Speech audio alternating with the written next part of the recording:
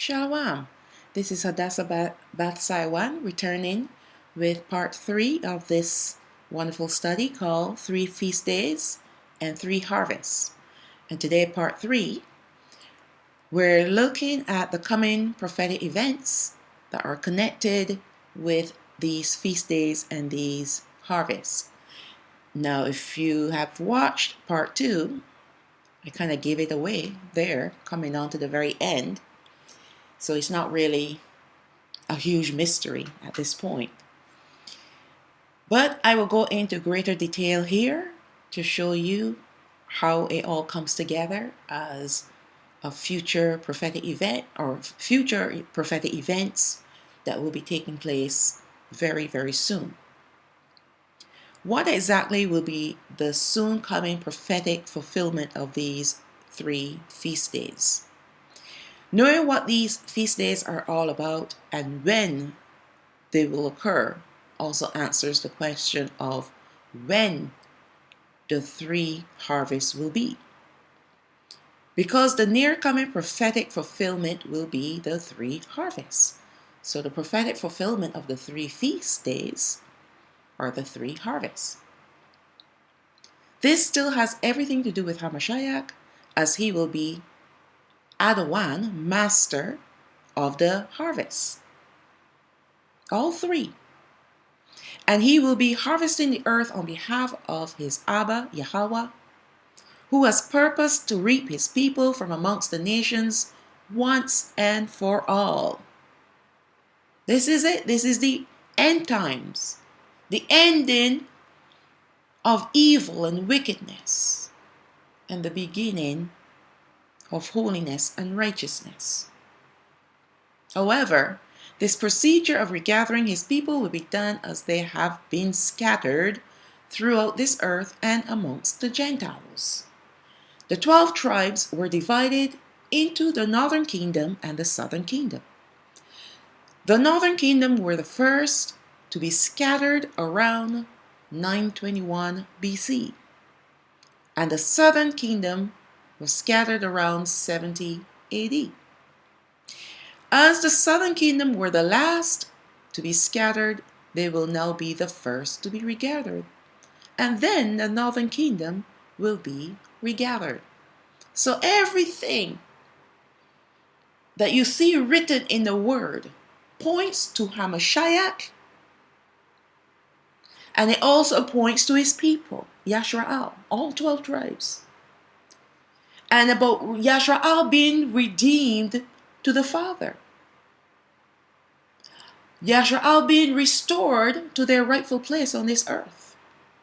That's what the scriptures are all about. It's not about any other race, nation, or peoples, but Yashra'al. But we have the Gentiles proclaiming that that's their book. And the writers, the prophets, were writing about them. Forget about Yashra'al. And this is the part that really confounds me, because in the same breath, the prophet calls the name of the people Yashra'al or Judah. But they think and they speak as if they're talking about them, Gentiles. That's the most confounding thing I have ever heard or seen. I listened to them on their channels, and they're reading the scriptures and calling the name of Yashra'al, the name of Judah. But yet they attribute the word to themselves. This message is for me, a Gentile, because I'm the church, and the Most High, he's coming back for the church. He's not coming back for Israel. Israel has to sit here and be chastised, I believe. until they believe in Jesus Christ. They've got it all twisted. They've got it all mixed up. But that's what deception does. Completely twist the scriptures to match their narrative, because they want to be the chosen people. And that's what the churches are over there teaching, that they're the ones that are called the bride of Christ. Well, I'm not going to say no to that, because Christ is not the title of our Messiah. It's the title of their Messiah. So yes, they are the bride of Christ. But we, Yashra'al, we are the bride of Hamashiach, Yahawashawa'o, our Savior, our Messiah. And all these nations, all these Gentiles are proclaiming the word in the book, the promises in the book belongs to them. Don't know how they're reading the same words that I'm reading. And the prophets are calling specifically the names of the people, calling them Israel, but we know they're called Yashra'al. But yet they think the messages are all for them. What great deception that is. Very deceived. And that's why the Most High, when He harvests His people from this earth, and they see us for who we really are, what did Hamashiach said? All the nations on the earth, all the tribes on the earth are going to mourn. Because then reality will hit home. All of them are sitting back waiting for this rapture, or waiting for ships to come and take them away to the wilderness in Africa. They're all going to wail because they realize they were wrong. And secondly, we're stuck here, and we're going to have to go through literal hell, and we're not going to make it out. And not only are you going to go through the great tribulation, you're going to go through the wrath of Yahweh, which is not something you want to go through. But all Gentiles, no exceptions, don't care if they're married to Yashra'al, all Gentiles will go through the great tribulation and the wrath, the judgments of Yahweh. Every single one of them.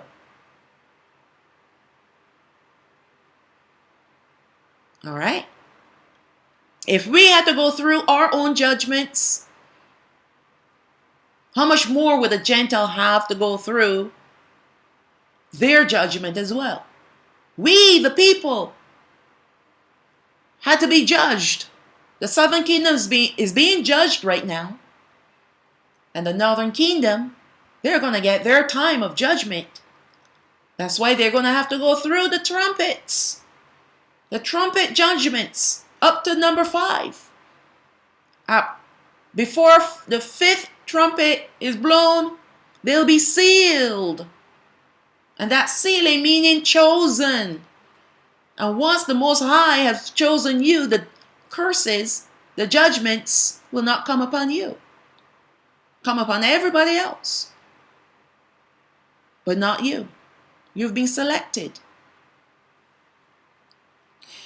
Because there was enmity between these two kingdoms, the northern kingdom made up of 9.5 tribes and the southern kingdom made up of 2.5 tribes, Yahweh will not be regathering them together as 12 tribes. Impossible.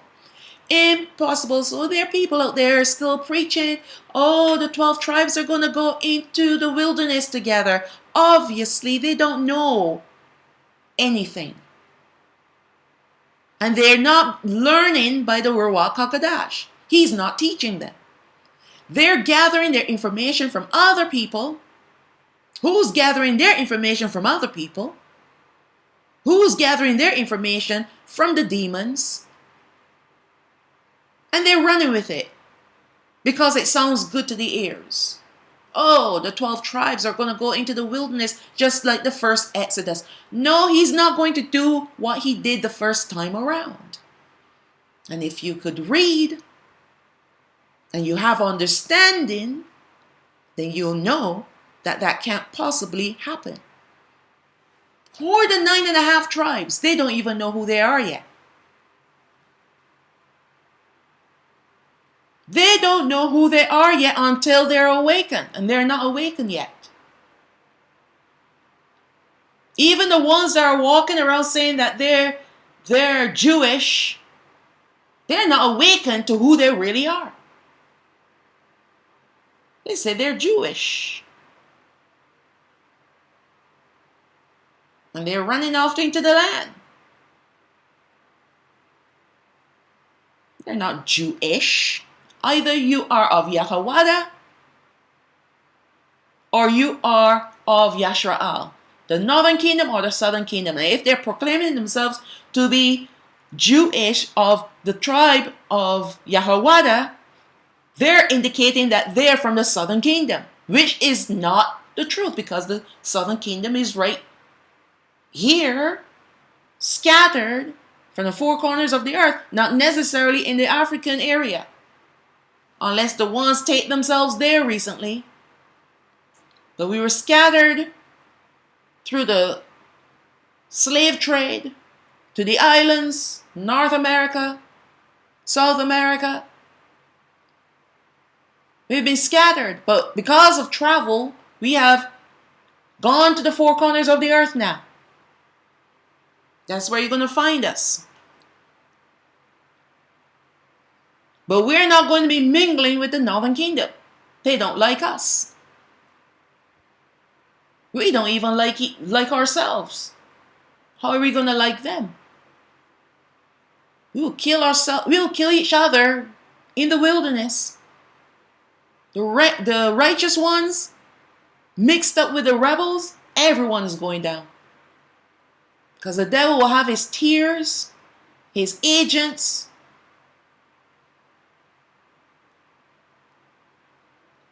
killing and destroying the righteous. Because we've got two different groups of people here, fighting amongst each other and fighting against each other at the same time. How can anyone survive that? So the Father is not going to let that happen. No, he's not. He's going to deal with us as two kingdoms first. The southern kingdom was scattered last. We are the first to be regathered because we've had Hamashiach ministering to us and then his apostles. The northern kingdom didn't have anything. The southern kingdom was responsible for taking the gospel, the good news of the kingdom of heaven, to them, wherever they were scattered. But right now, the northern kingdom is found within 3 religious organizations. They call them churches, but I call them religious organizations. That's where they are. They're all pagan worshippers. That's why they have to go through some serious stuff to shake them up and wake them up. Now they have a choice to make. Are you going to serve the Most High, or are you going to keep serving your gods? Are you going to repent, or are you going to remain proud and strong in your own self? Are you going to worship the Most High, or are you going to keep worshiping your pagan idols? Those are the choices that they're going to have to make. And each step along the way, when they realize that their gods will do nothing for them, the few that are wise will call on the name of the Most High. They will call him for help. But the foolish ones will keep working at it, calling on their gods. No matter what is happening to them, and they're not getting any result from them calling on their gods, they're just going to keep calling on them. All right? Remember when Elijah was up against the 450 prophets of Baal. And he said, let's have a little competition here. You have your sacrifice to your God or gods, and I'll present a sacrifice to my Alahayam. And whose sacrifice is received by their gods or my Alahayam, then that is the true religion. Well, I'm paraphrasing. He was saying this to the people now. People, look on. You think that these pagan worshippers are the true worshippers, but let's put their gods to the test. And from sun up to sundown, they were calling on the names of their gods, and nothing happened. Aliyah poured water on his sacrifice 3 times. And he called on the name of Alahayam once, and the fire came down and consumed the sacrifice and the water. That's the power of the Most High. And when you call on his name, he will come. And he will deliver you. So now the choice is up to them. Who are you going to call on? Are you going to call on Baal? Or are you going to call on Alahayam? The choice is yours, Yashraal. They will become one kingdom again only at the time of the millennial reign of Hamashiach. By then, all the rebels will be purged out of our midst. Well, they're taken, there'll be no rebels taken with us. And all the rebels that left with the northern kingdom, they'll be purged out before they get to the land.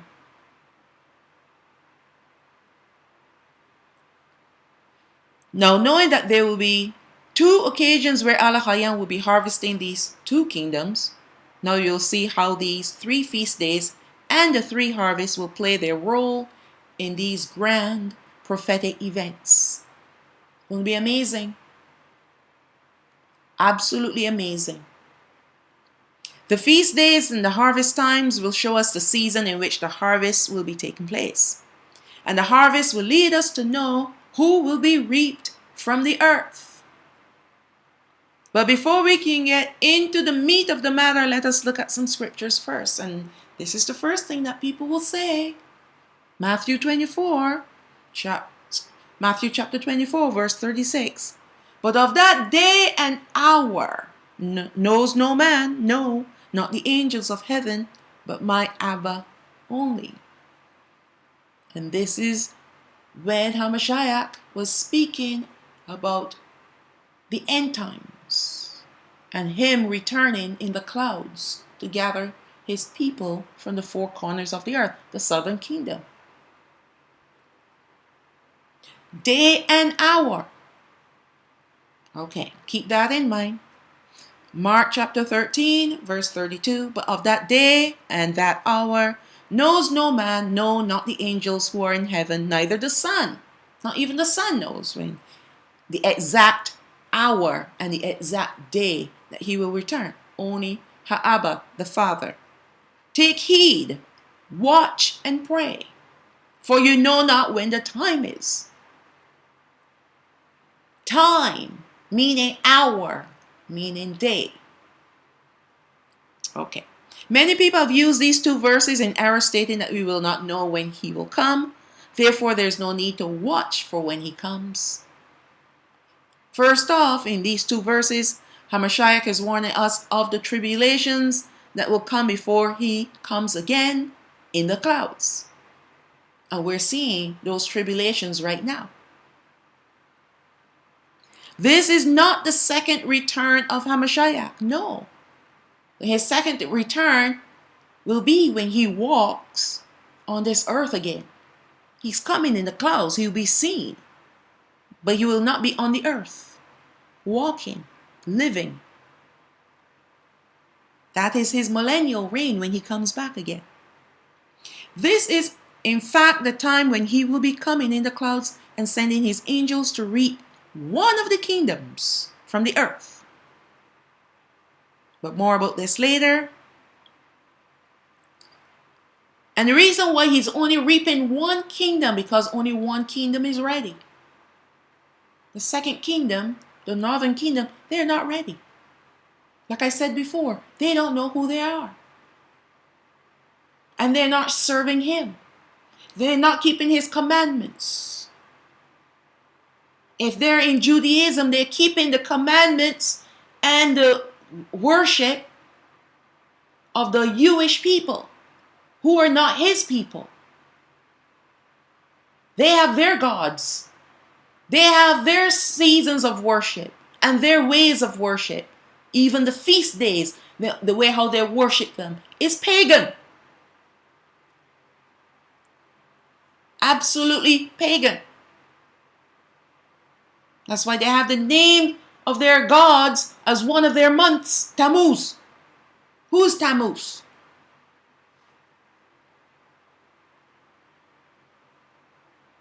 So we don't look to them to know who we are.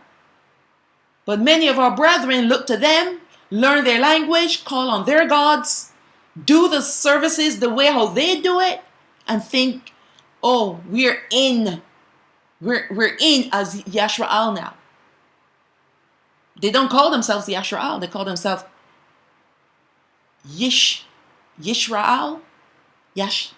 I don't even remember. But they have a different name for themselves, and it ends with El, which is a pagan god. Just like they call him Elohim. El is a god, pagan god. Anything that ends with El, pagan god. So if you're patterning yourself behind their religion, you're in paganism. You're in idolatry.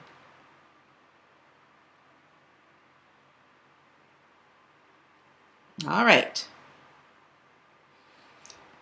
What Hamashiach was speaking about when he said that, but of that day and that hour knows no man, no, not the angels who are in heaven, neither the Son, but Ha'abba, he was speaking of the specific time, meaning the exact day and the exact hour.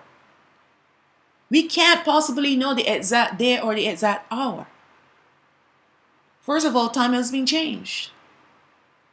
They've taken away all our books and left only a scattering because they didn't have a choice, but they had to leave something behind.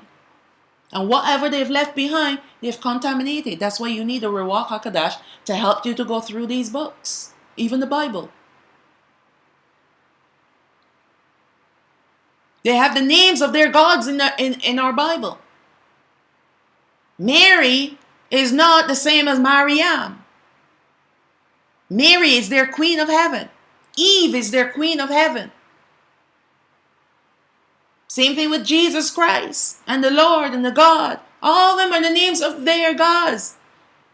And they have their celebration in there too. Easter.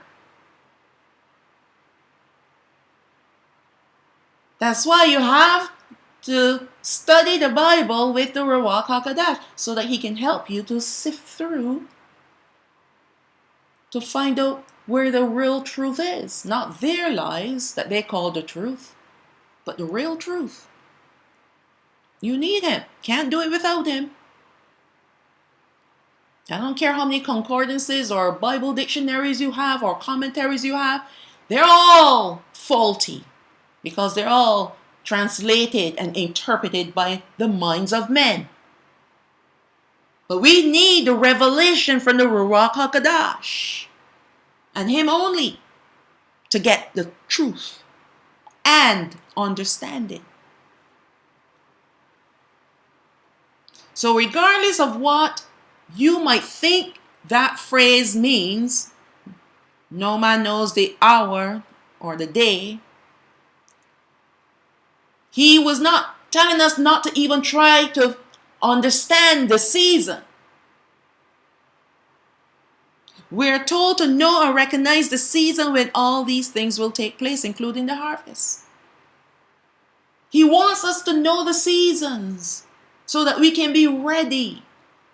Because if you don't know the season, then you will not be ready. And you'll be busy going about your life like you normally do from day to day. Going to work, going to do your shopping, doing this, doing that. And as the day approaches, as the season approaches,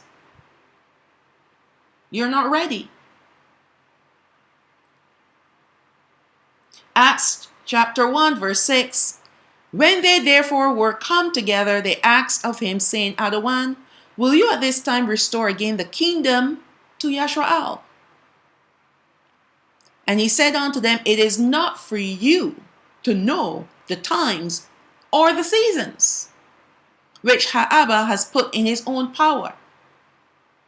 But you shall receive power after that Ruach HaKodesh is come upon you, and you shall be witnesses unto me, both in Yerushalayim and in all of Yahawada, which is Judah, and in Samaria, and unto the uttermost part of the earth. They had a job to do. It was not for them to know the times or the seasons.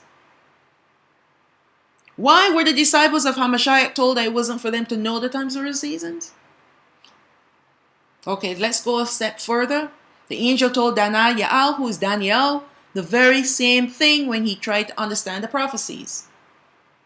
Now he is the prophet, but he was not given the understanding to know the times or the seasons as well. Daniel chapter 12 verse 8, and I heard, but I understood not. Then said I, O my Adawan, what shall be the end of these things? And he said, go your way, Daniel, for the words are closed up and sealed till the time of the end.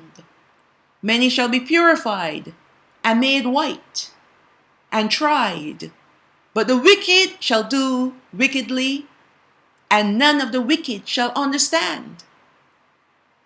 But the wise shall understand. Daniel, like the disciples of Hamashiach, were living in the wrong time period in order to understand the end times. How could they understand the times that we're living in today? How could they describe a telephone?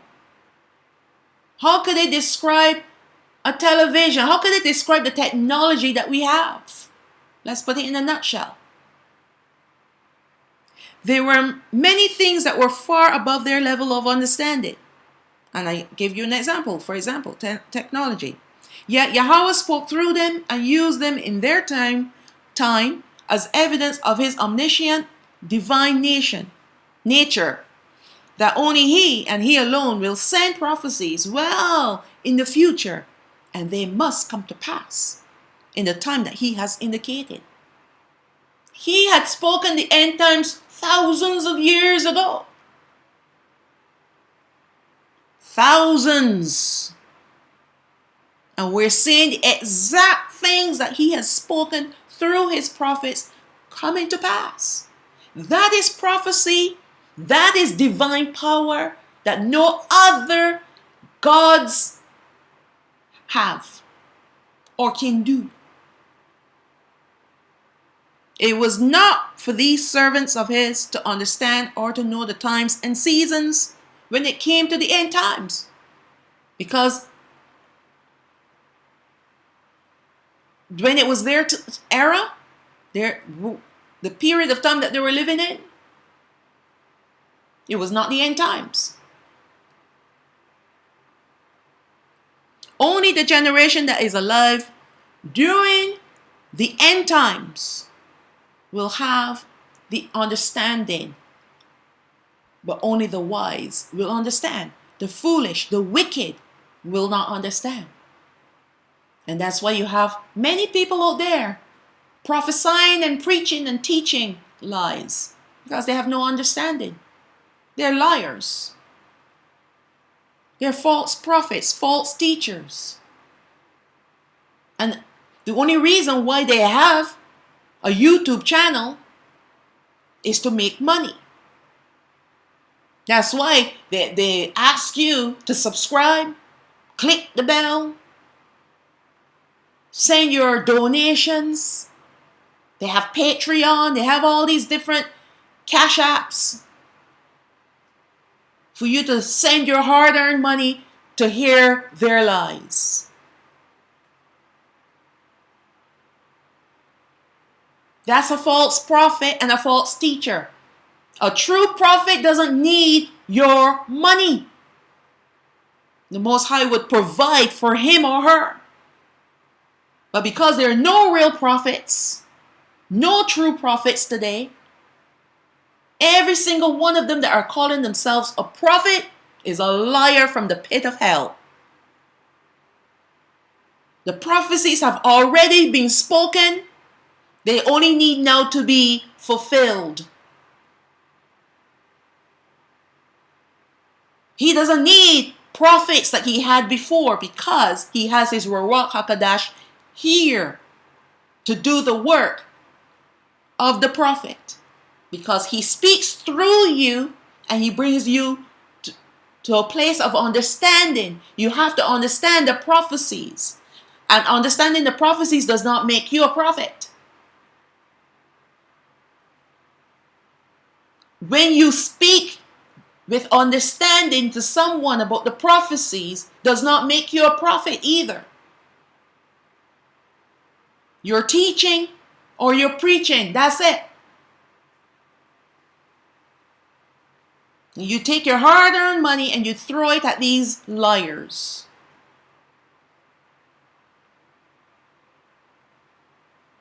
That's the only reason why they have a so-called online ministry, is for money. Nothing else. It's not about giving you the truth. From the time you hear them speak from their lips,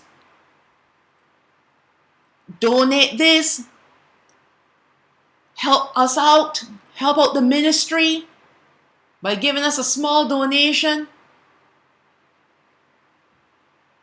All lies, and they're profiteers. The Most High will bless his servants when they do his will and carry out his purpose. When Hamashiach sent out his disciples, what did he tell them? Take nothing with you. Don't even take a purse. Meaning don't take money. Because wherever you go, I will cause my blessings to fall upon you because you're doing my work. But the door that you go to and they do not welcome you in, shake their dust off your feet and move on to the next. Don't waste your time with losers and the wicked. And all these people are sitting, a lot of our people are sitting under these false teachers, thinking that they can get them somewhere because they're donating their money to them. Promising them a place in the kingdom, as if they have a place for themselves. Follow me and I will get you into the kingdom. Do what I say and you'll make it into the kingdom. Which kingdom are you going to get into? The kingdom of heaven or the kingdom of darkness? Well, let me answer that for you. It's the kingdom of darkness that they're leading you to. And yes, you have a place there. If you listen to these liars, you need to come out from amongst them. There's nothing wrong with you sitting still and learning at the feet of the Heavenly Father. Ask Him to teach you the truth. Show you the truth. Point you to the truth. You want to learn? You want to know? He's the best person to ask.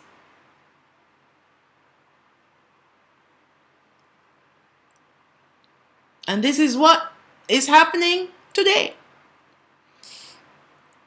It was not for Daniel and the apostles at that time to know the times or the seasons, because the end times were not yet.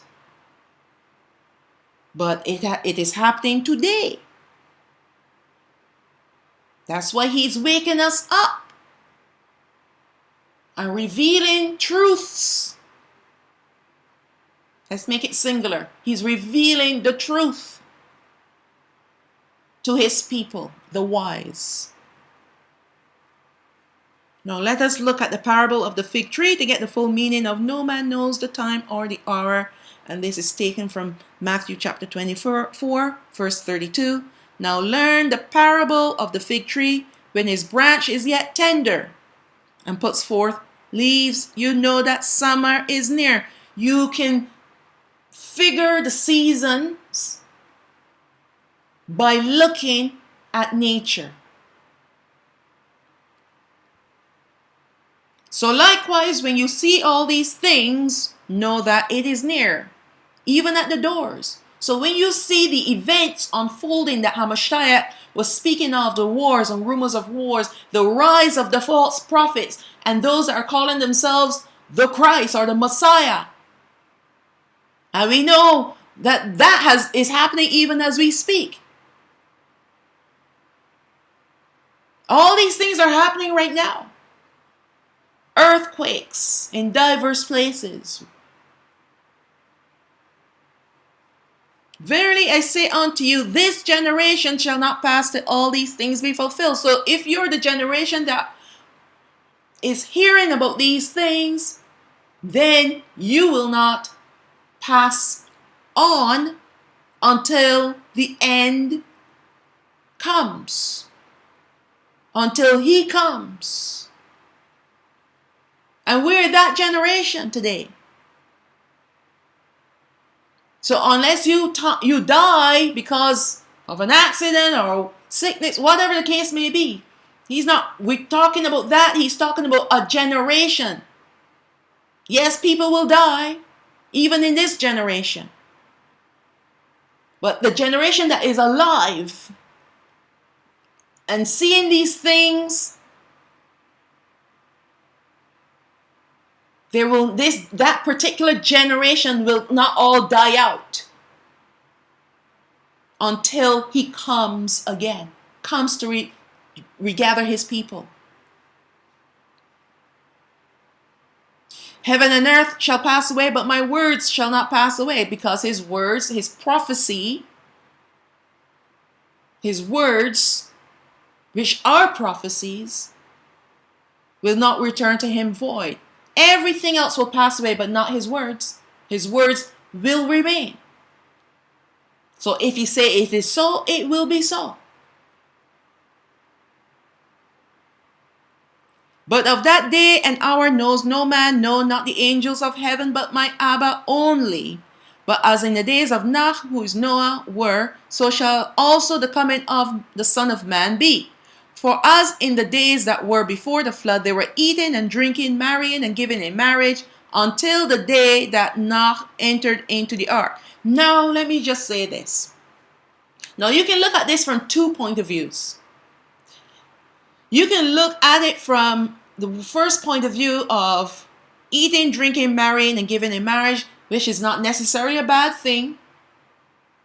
But if you neglect to watch and pray and watch for his return, even though the signs are there, you're going to miss the regathering because you're too busy eating and drinking and marrying and giving in marriage.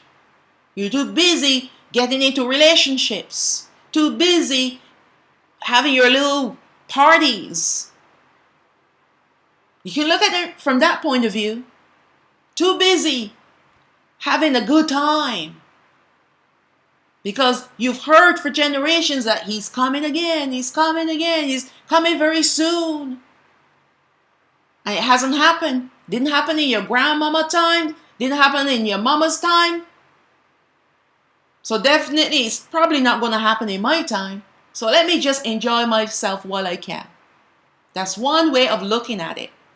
Second way of looking at it, what were they eating and drinking, and who were they marrying and giving in marriage? This was in the time of Noah, when the children of Cain and even some of the children of Sawaf were marrying the fallen angel and their offspring.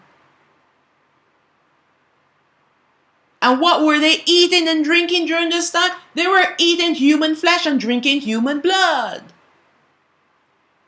And listen to me, that is happening. That has never stopped, actually. But it is on the arise. This eating of human flesh and drinking of human blood is on the arise. Check the news. Now, I'm not talking about the garbage that's on TV. But you go in, you start doing some little Googling, and you'll see that there are celebrities out there that are pushing the drinking of blood, pushing the eating of flesh. As a matter of fact, they have this new meat called celeb meat, where they took a cell of a celebrity, grow it in the lab, and you can actually eat it as a burger,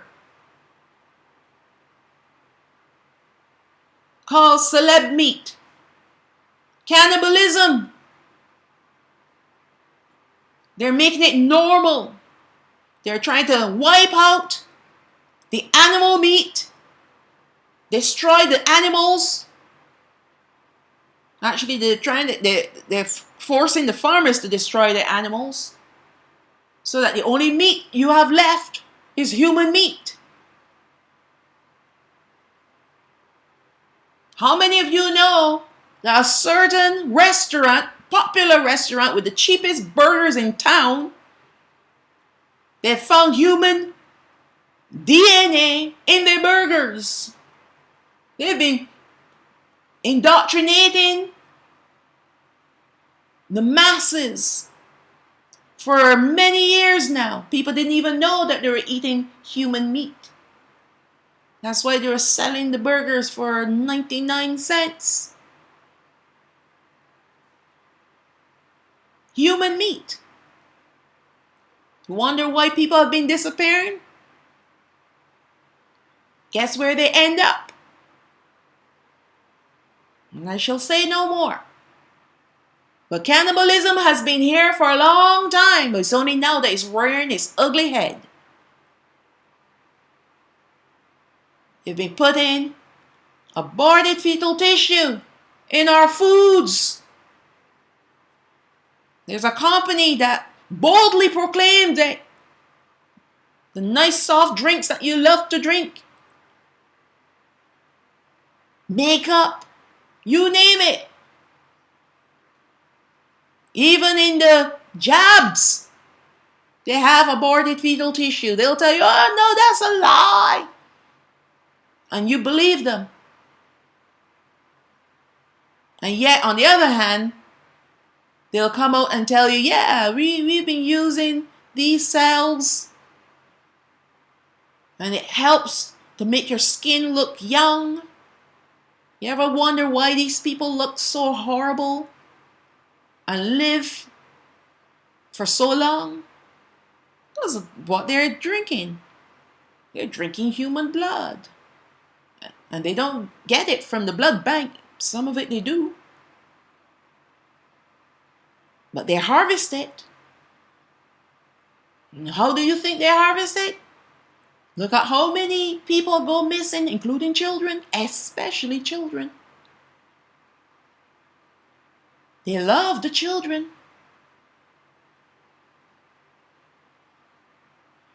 So you think that when in Noah's day, that has happened and ended with the flood? No, son or daughter.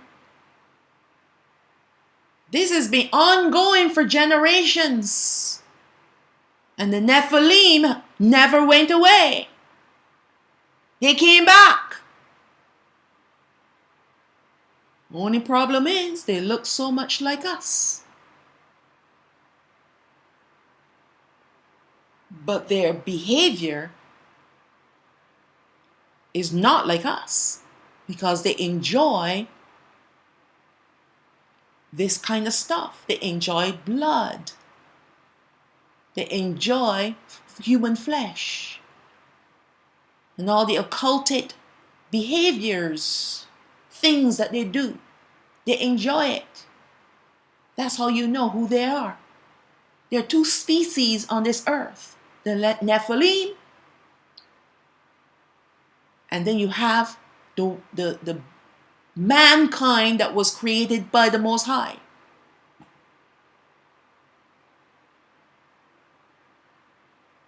And that's why the Father is getting ready to end this once and for all. He's regathering his people first, those that are pure blood,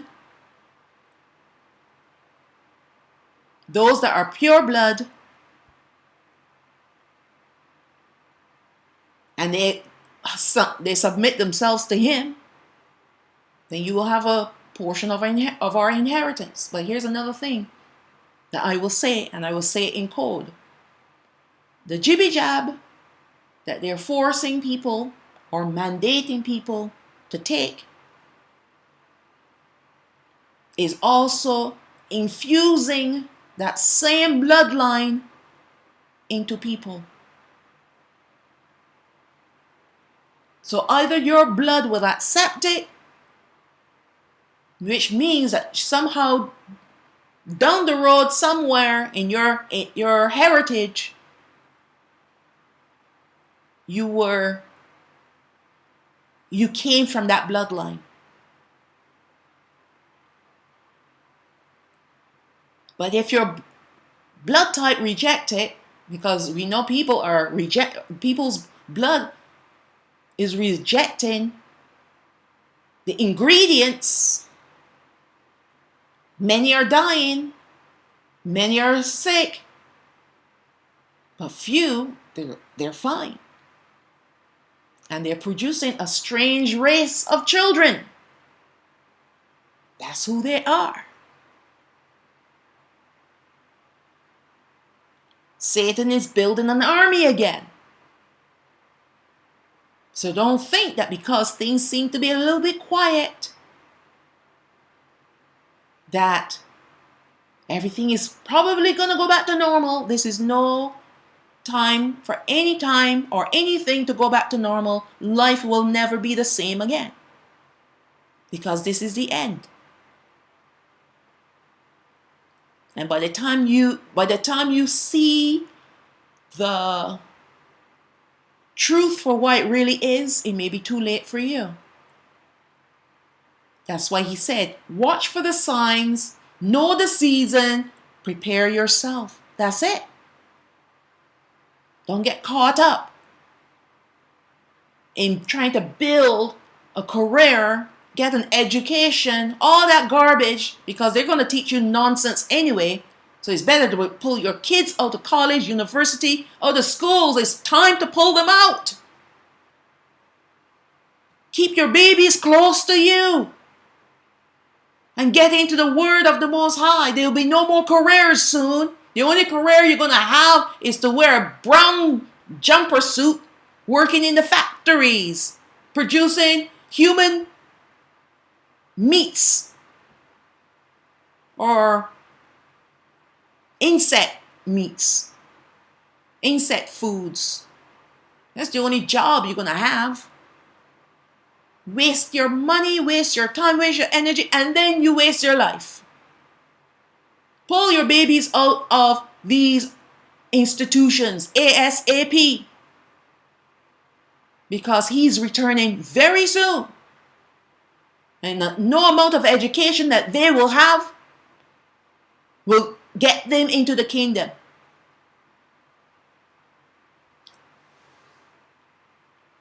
People taking a chance here. You let your children go to the schools and the universities and the colleges and let these heathens teach them. And look at what they're teaching them. When your babies come home, they don't even want to look at you. Because the devils that they are, they've uttered their curses upon your children. And now their hearts have become calloused and blackened by their evil. I see it happening. And all they want to do is, oh, I want to have a career. What is a career in this life? Look at what happened for the last 2.5 years. People's lives went down the drain. All the career that they thought that they had went down the drain. Businesses went down the drain. The only businesses that survived are the businesses that are owned by the same people that has caused this to happen.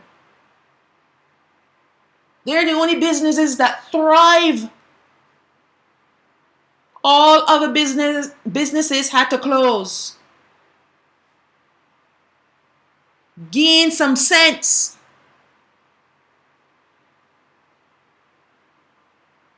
Okay, verse 39. And knew not until the flood came and took them all away, so shall also the coming of the Son of Man be. When he comes, you will not know.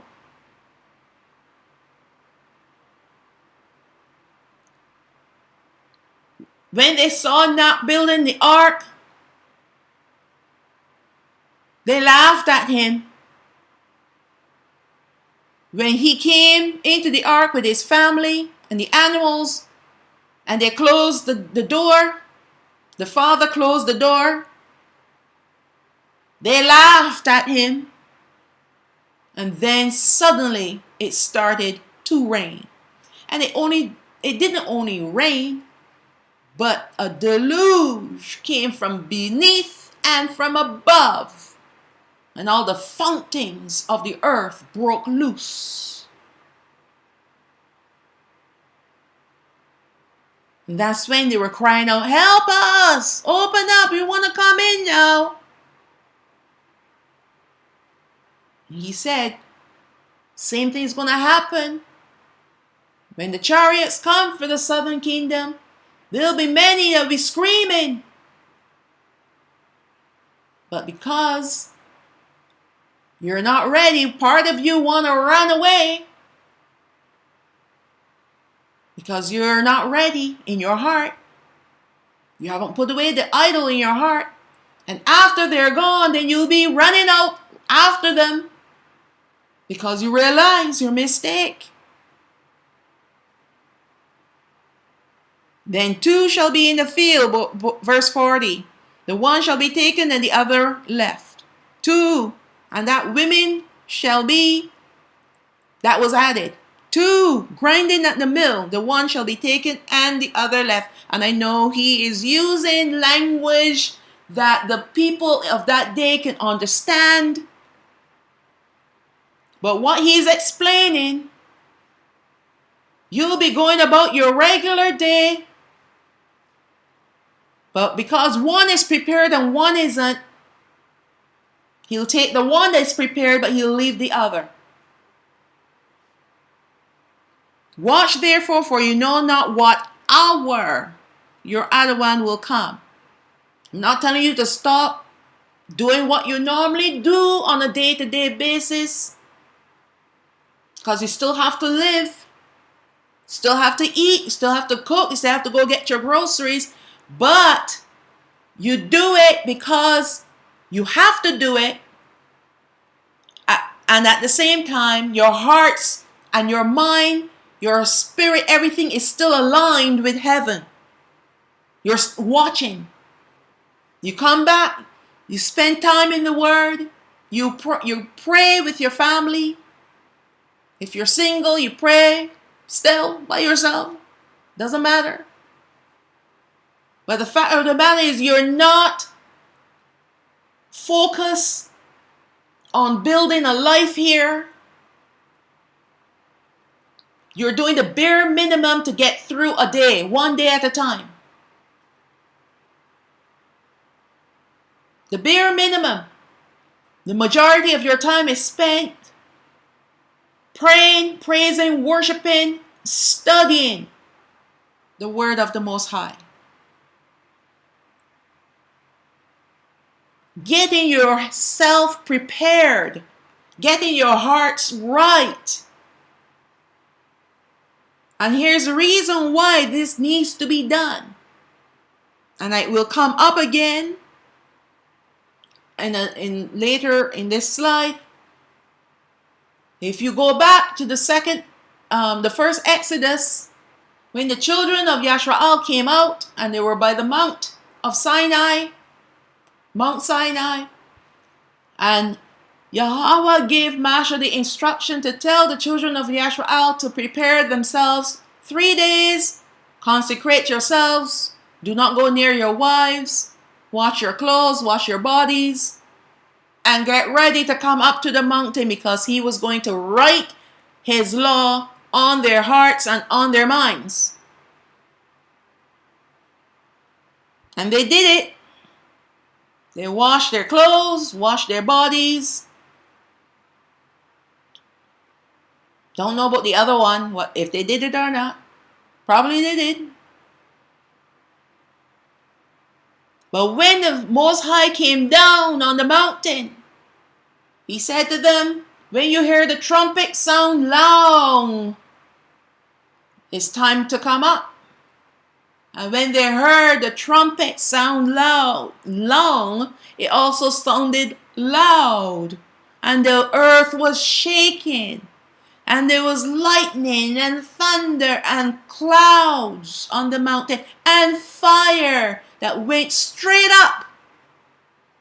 That was the glory. And do you know what the people did? They ran back to their tents instead of going forward to the mountain. Why? Because they were afraid. Do you know why they were afraid? Because the idol in their hearts that they should have taken care of in those 3 days, they did not. They did not repent for their transgressions, their iniquities, and their sins. They did not put away the idolatry in their hearts. They kept the insides dirty, but they washed on the outside. So that when he comes now, he is purity, he is holiness, he is righteousness, he is glory. Darkness cannot go to the light. Darkness runs from the light. So the fact that they ran away from him proves the fact that they were in darkness.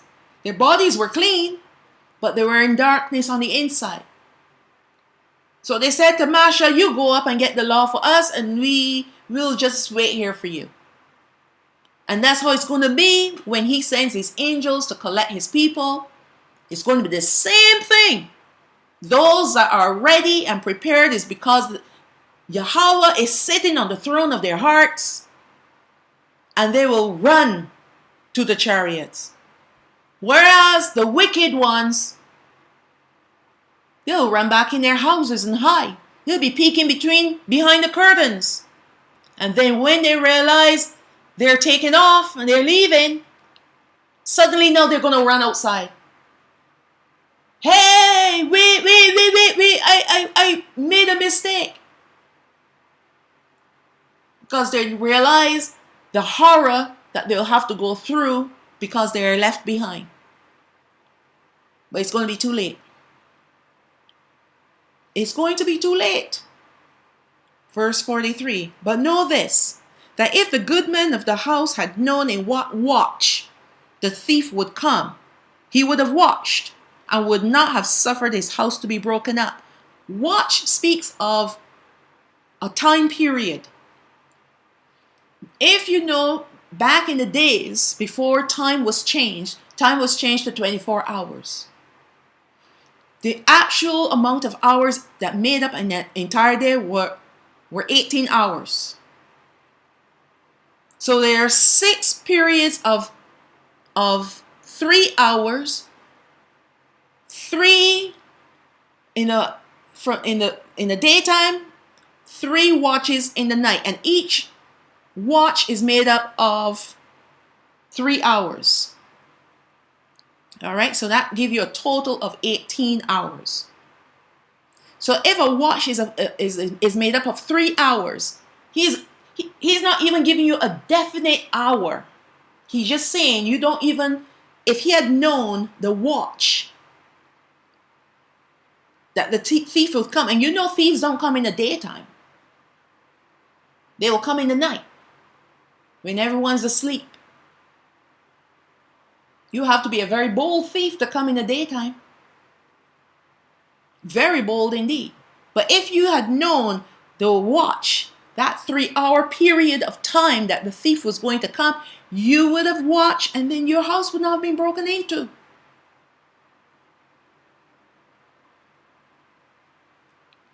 Verse 44. Therefore, be you also ready, for in such an hour as you think not, the Son of Man will come. We don't know the hour in which he will come, but we will know the season based on the signs that are happening around us, and based on the fact that he's spoken about the harvest. So you'll know the season. We are called the fig tree generation because we are witnessing the signs of the end times.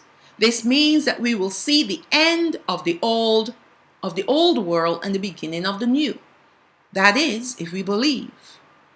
Ha'ola Yawan, the highest, or the most high, has given us his Ruach HaKadash, who will help us to understand the times as they relate to his prophecies. Knowledge was sealed up until now, but now it has been increased, and with understanding. Biblical prophecies have been around for many generations, and with each passing generation, they were unable to understand the itemized tribulations that will come upon this world. Now we are seeing the tribulations, which are really the birth pangs, and also known as the 7 seals, which 4 of them have already been opened. 4 seals have been opened already. Danayal 12, chapter 12, verse 1. And at that time shall Mayakaal stand up, the great prince, that's Michael, the great prince, who stands for the children of your people, meaning the children of Yashraal.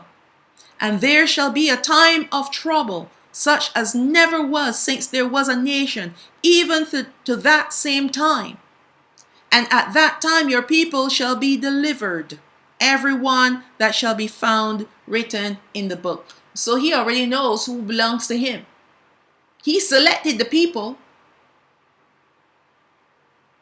Verse 2. And many of them that sleep in the dust of the earth shall awake, some to everlasting life, and some to shame and everlasting contempt. Right? We talk, and that the ones that will be awakened to everlasting life, we know that will happen during the millennial reign, and those that will be awakened to shame and everlasting contempt, that will be the white throne judgment, where they will be cast into the lake of fire. Some of them are going to be our people. In fact, many of our people are going to go that direction. Verse 3. And they that be wise shall shine as the brightness of the firmament, and they that turn many to righteousness as the stars forever and ever. But you, O Danayal, shut up the words and seal the book, even to the time of the end. Many shall run to and fro, and knowledge shall be increased. All right? Matthew chapter 16, verse 1. The Pharisees also with the Sadducees came, and tempting desired him that he would show them a sign from heaven. He answered and said unto them, when it's evening, you said it will be fair weather, for the sky is red. And in the morning it will be foul weather today, for the sky is red and lowering.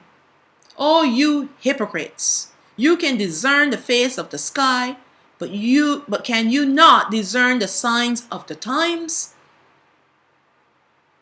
A wicked and adulterous generation seeks after a sign, and there shall no sign be given unto it, but the sign of the prophet Yawana, who is Jonah. And he left them and departed. What is the sign of Jonah? Hamashiach dying, and after 3 days raised from the dead. If you can't believe in Hamashiach and believe that he's the Son of the Most High and that he died and was raised again, then you are considered a wicked and adulterous generation. Because that's the only sign you're going to see. Because if you believe in Hamashiach, he's going to show you more signs. But if you cannot believe in this one sign, if you cannot believe in Hamashiach, if you choose to deny him and what he did on the stake, then you will not see any more signs. You'll be blind and deaf and dumb and remain ignorant until the day you perish. But if you believe in Hamashiach and what he did on the stake for you and I, that's the beginning of your understanding. That's the beginning of the Ruach HaKodesh bringing revelation to you. And he will give you more revelations, more truth, more signs. We will not know the day or the hour of his return to regather his people, but we will know the season because he has given us clues to these seasons. And when Elijah, who is Elijah, was getting ready to go up to the heavens in the chariot, he knew the season that he was going to go up, but he didn't know the exact day. The Father said, get yourself together, get your house in order, go and anoint Elisha, Alayasha'o, go and anoint him to pass your mantle on to him. And when he got Elisha, and they started on a journey, because he didn't know the exact hour or the exact day when he will be taken up. Same thing with Hanawak. Hanawak did not know the exact day or the exact hour that he was going to be taken up. And if you watch the video that I did, the chariots of Yashrael, there was, when he was teaching his people, a horse appeared. And that horse was indicating to him that your time is drawing very near, but it wasn't that exact time. The horse was still hovering in the air.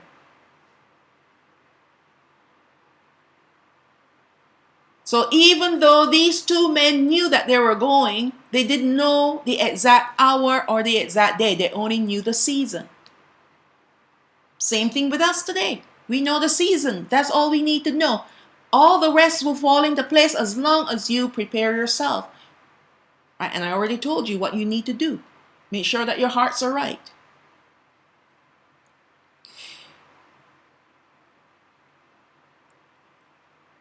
But we will know the season because he has given us clues to these seasons. To declare that we need more signs when in fact he has given us enough to go on is a lack of faith. And that lack of faith is because you don't believe in Hamashiach. And this lack of faith starts with disbelieving Yahweh, Hamashiach, Ruach HaKodesh, their laws and commandments. All right? When you disbelieve in Hamashiach, you will disbelieve in Yahweh. How can you believe in Yahweh? How can you believe in his laws and his commandments? How can you believe them? How can you obey them? How can you listen to the Ruach HaKodesh if you don't first believe in Hamashiach and what he did for us? Starts with him first. Then everything else falls into place. You believe the Son, you will believe the Father, then the Spirit will start speaking to you more. You believe everything that the Spirit is speaking to you. The Spirit of Yahweh. He will lead you to his laws and his commandments. You believe in those and you start walking in those. Everything starts to fall into place. Starts with Hamashiach. But you pluck Hamashiach out of the equation and everything falls out of place and out of order. How can you possibly believe in the prophecies if you lack the faith to believe them initially? Yahweh's prophecies are tied to his son. Therefore, the understanding of what his prophecies are saying will not penetrate calloused hearts. Many that deny Hamashiach will not believe in the prophecies, and those who do not acknowledge or reverence Ruach HaKodesh will treat prophecies in the same manner, with unbelief. This is the reason why Hamashiach used the phrase, "He that has ears to hear, let him hear." Because he's not speaking about natural ears. He's talking about spiritual ears. Getting back to the 3 feast days and the 3 harvests, like I said before, the 3 feast days and the harvest times point to the season of the great 3 harvests or regathering of Yashrael. All 12 tribes will not be regathered together, but separately, because we have many rebels amongst us, also called tares. So the southern kingdom will be regathered first, and then the southern kingdom will be regathered first, and then the northern kingdom will be regathered to be taken to their land.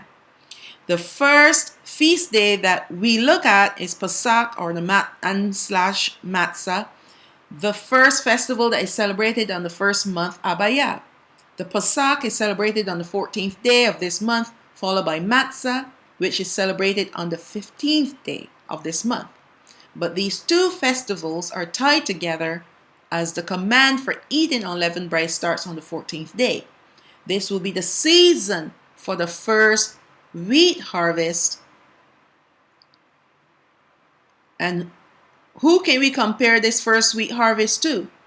Well, I already gave it away in part 2. So there's no real mystery here. None other than the southern kingdom of Yahweh. We will be the first to be harvested from the earth. Remember, the actual harvest day of the wheat is not known, but it is harvested after Pesach Matzah. As in the case of the house of Yahweh, only Ha'abba knows, the Father knows the exact day and hour of our harvest. But know that the season is around the Pesach/Matzah. Also know that we will be taken from the earth. See the chariots of Yashrael for more information about this. Matthew 24, verse 29. Immediately after the tribulation of those days shall the sun be darkened, and the moon shall not give her light, and the stars shall fall from heaven, and the powers of the heavens shall be shaken. Now this is not to be confused with seal 6. Seal 6, the firmament is going to roll back like a scroll. There's going to be an enormous earthquake that's going to rock this entire earth. It's not the same thing. Here, the sun is going to be darkened. The moon is going to not give her light. And that also gives you an indication too of I don't want to say time frame, but there's only certain periods of time where the sun and the moon are together in the sky during the daytime. If the sun is there, that means it's a daytime or event. But to have the moon in the sky at the same time with the sun, and we know that the sun is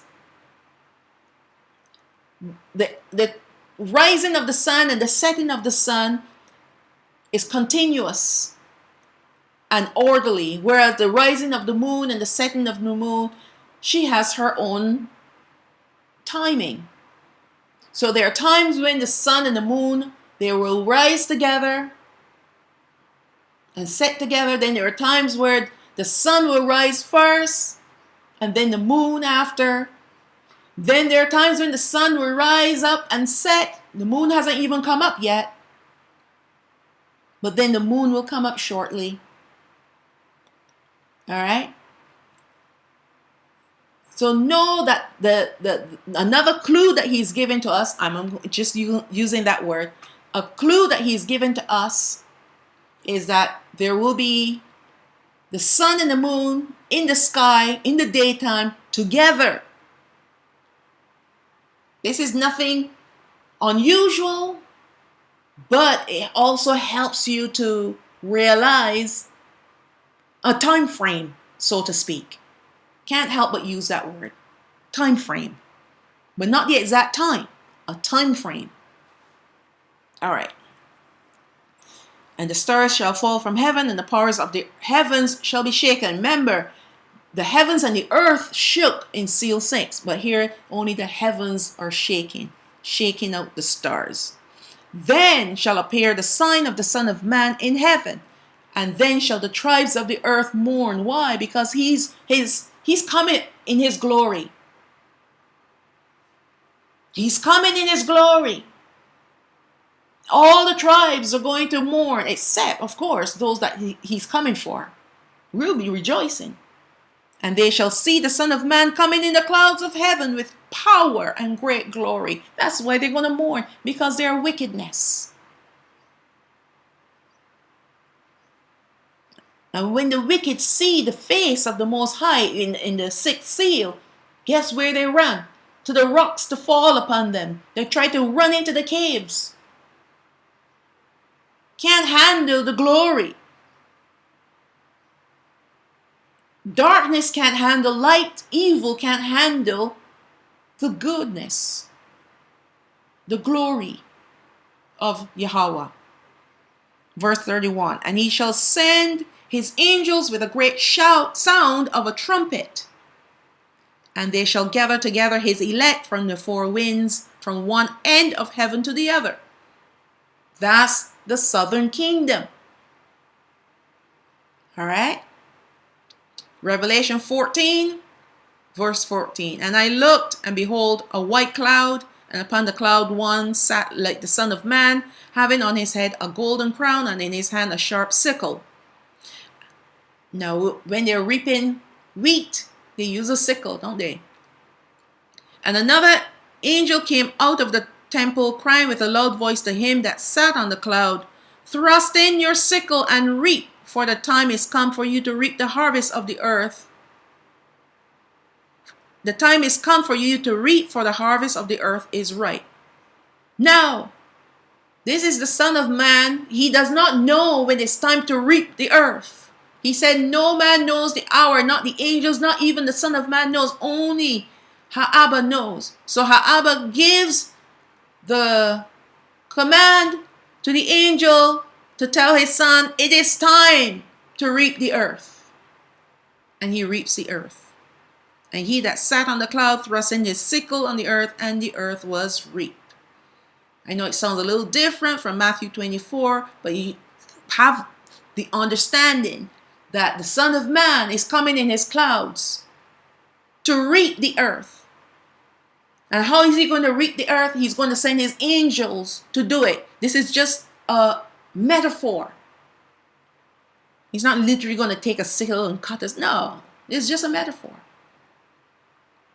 Remember when he gave the parable about the wheat and the tares? When he said to the angels, go and gather up the tares and then throw them in the fire, and then gather up his wheat and take them to his barn or to his garner. It's the same idea here. He sends his angels to gather his people. That's the idea that you need to get in your head, is that he is going to come in the clouds, and he's going to give the order to send his angels to pick up his people. Pick them up. How is he going to pick them up? We're not just going to vanish into thin air. This is going to be a worldwide event. Remember, he said from one end of heaven to the other. So every eye will see this thing happening. And when these chariots come, then there's no denying who the true people of the book are. It will be a worldwide event. Every eye will see it. You don't have to depend on social media to figure out what was happening. You'll see it for yourself. All right. Acts chapter 1, verse 9. And when he had spoken these things, while they beheld, he was taken up, and the cloud received him out of their sight. And while they looked steadfastly toward heaven as he went up, behold, two men stood by them in white apparel, stood by the disciples. who also said, "You men of Galilee, why stand you gazing up into heaven? The same Yahweh who is taken up from you into heaven shall so come in like manner as you have seen him go into heaven." So the cloud that received him, and he's coming back in the clouds. And they all goes hand in hand. These are precepts. They go hand in hand with each other.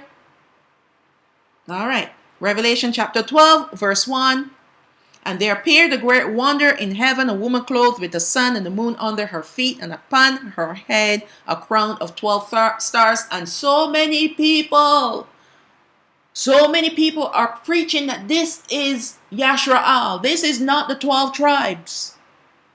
This woman is none other than the southern kingdom. The fact that she has the 12 stars upon her head is identifying her as part of the nation of Yashraal. The 12 stars represent Yashraal, the 12 tribes. But she of herself is the southern kingdom. And the clues are there.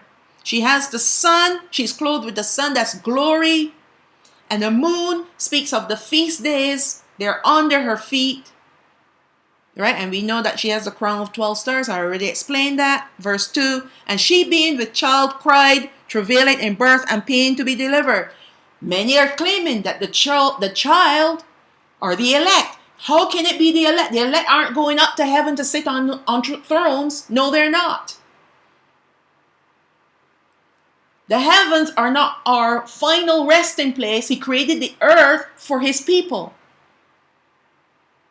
But temporarily, the southern kingdom will be resting in the kingdom of heaven, which is located in third heaven, until it comes back to the earth during the millennial reign of Hamashiach.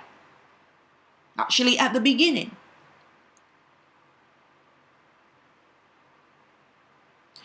There's only one kingdom, one tribe that produced the man-child. And that child is the son of the Most High. And that tribe was the tribe of Yahweh. So they're given another clue here. It is Yahweh, but also called the house of Yahweh, the southern kingdom. Because you know, Yahweh is made up of 2.5 tribes.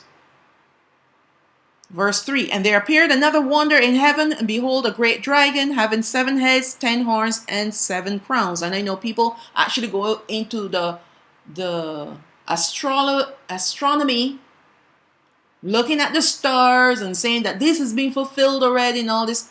Listen, Yehohanan is showing us is what took place before. Right? What took place before, because we know that the southern kingdom were still in their land when Hamashiach came on the scene, when he was born. Even after he died, we were still in our land until 70 AD. So this has nothing to do with the northern kingdom. This has everything to do with the southern kingdom.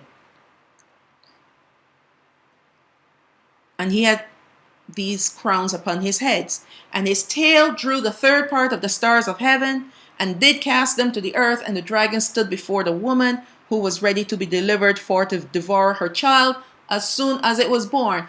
And this is what happened in the heavens. When Satan fell, he drew a third of the angels with him. When Hamashiach came, Satan used King Herod to try to destroy all the young baby boys around his time, because he wanted to destroy Hamashiach. He did the same thing with Masha. He did the same thing with Abraham. He wanted to destroy Hamashiach as a baby before he had a chance to grow up, to be a man, to do the thing that he came to do, which is to teach his people the truth, to shine a light in their darkness. to be their light in their darkness. He wanted to destroy him. You can't destroy the Most High. He is a creation. He is part of the creation. Speaking of Satan, creation, one destroy the creator. How stupid is that? Verse 5. And he brought forth a man-child, and she brought forth a man-child, who was to rule all nations with a rod of iron. And her child was caught up unto Elohim and to his throne. Who is sitting on the throne next to his father? Hamashiach. This has nothing to do with the elect. We're never going to sit on thrones in heaven. Our place is on the earth. But the southern kingdom for a short period of time will be living in the heavens. A place prepared for her. Until the land is ready, until the northern kingdom is ready to receive us. Verse 6. And the woman fled into the wilderness, where she has a place prepared of Elohim, that they should feed her there 1,260 days. And yes, that's 3.5 years, but that's not 3.5 earth years. That's 3.5 prophetic years. Now this verse is out of place, just like a lot of the book of Revelation is out of order, with the exception of the seals, the trumpets, and the vials. A lot, and the first 5 chapters, a lot of, actually up to, I believe, yeah, up to chapter 5, a lot of the verses are out of order. They did that on purpose. That's why people have no idea what they're saying or teaching. You need the Ruach HaKodesh to bring things back into order. The book of Revelation is out of order. The book of Matthew 24. The chapter Matthew 24 is out of order as well. Same thing with Mark 13 and Luke 17 and Luke 21. They're all out of order. When you realize that they're out of order, that's how you know the Ruach HaKodesh is really teaching you. They're out of order. Don't worry, I'm trying to put a lesson together. Doing the three books. Matthew 24, Mark 13, and Luke chapter 17 and 21. I'll put those together and do a lesson to show you why they're out of order. They did it on purpose. That's why we remain in darkness. We listen to what other people are saying and we go with what they're saying, even though it doesn't make any sense. Now we drop down to verse 13. And when the dragon saw that he was cast onto the earth, he persecuted the woman who brought forth the man-child. So he wanted to persecute. And that we're seeing it happening today, right now. Look at what's happening in the news. Suddenly the Hebrew Israelites are in the news.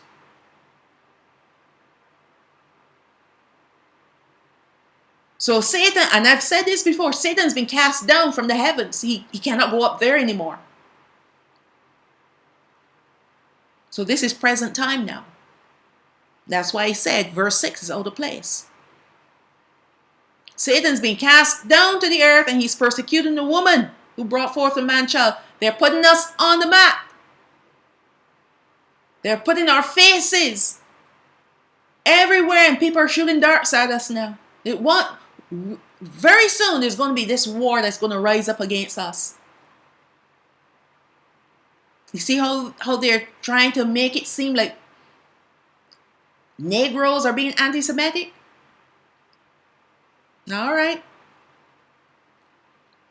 This is all part of the plan. That's why I say you need to get into the Word. This is no time to try to build a life in this earth. If you're of the southern kingdom, you need to get out of the system as much as you can and get into the Word. Get your life together. Get your hearts ready for the coming of Hamashiach when he gathers us and take us out of this wretched place.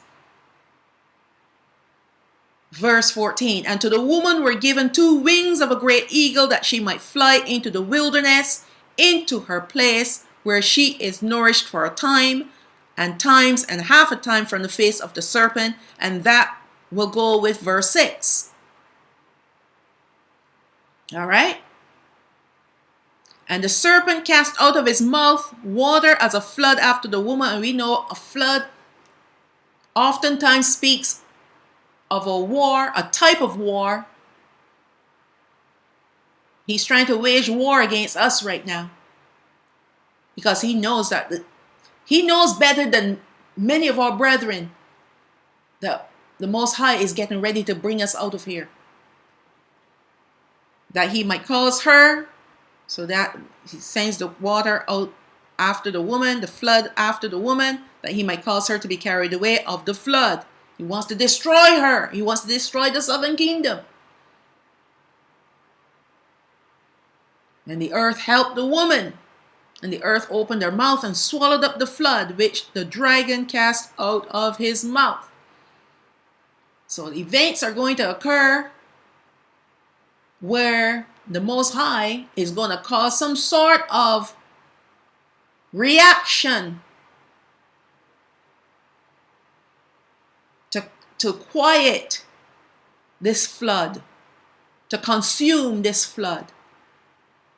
He's going to stir up hatred against us. But the Most High is going to cause another, whatever the situation will be, he's going to cause the earth to help the woman.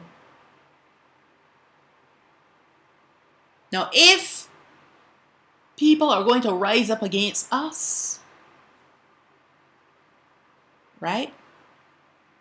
He's going to cause another group of people to rise up against them. Do you know that? He's going to cause people to rise up against those that are coming against us. You see, we're not going to fight anybody. And let me say this to you. People come to you with their hatred and their speech, their wickedness. Say nothing to them. Have nothing to say to these people, and don't have an opinion.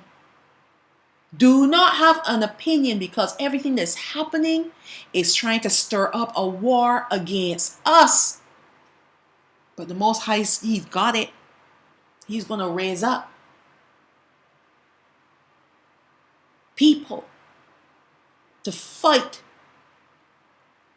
against those ones on our behalf and shut them up once and for all. You just wait and see. It's happening. I'm seeing it. And it brings joy to my heart, because I know the time is very near. Very near. Verse 17, and the dragon was wroth with the woman. Why was he angry with her? Because she was taken. When the earth rose up on behalf of the woman, the Most High comes for his people. The Most High sends his Son to collect his people. And that's why he's angry now, because his plan didn't work. In the 11th hour, he did this thing to try to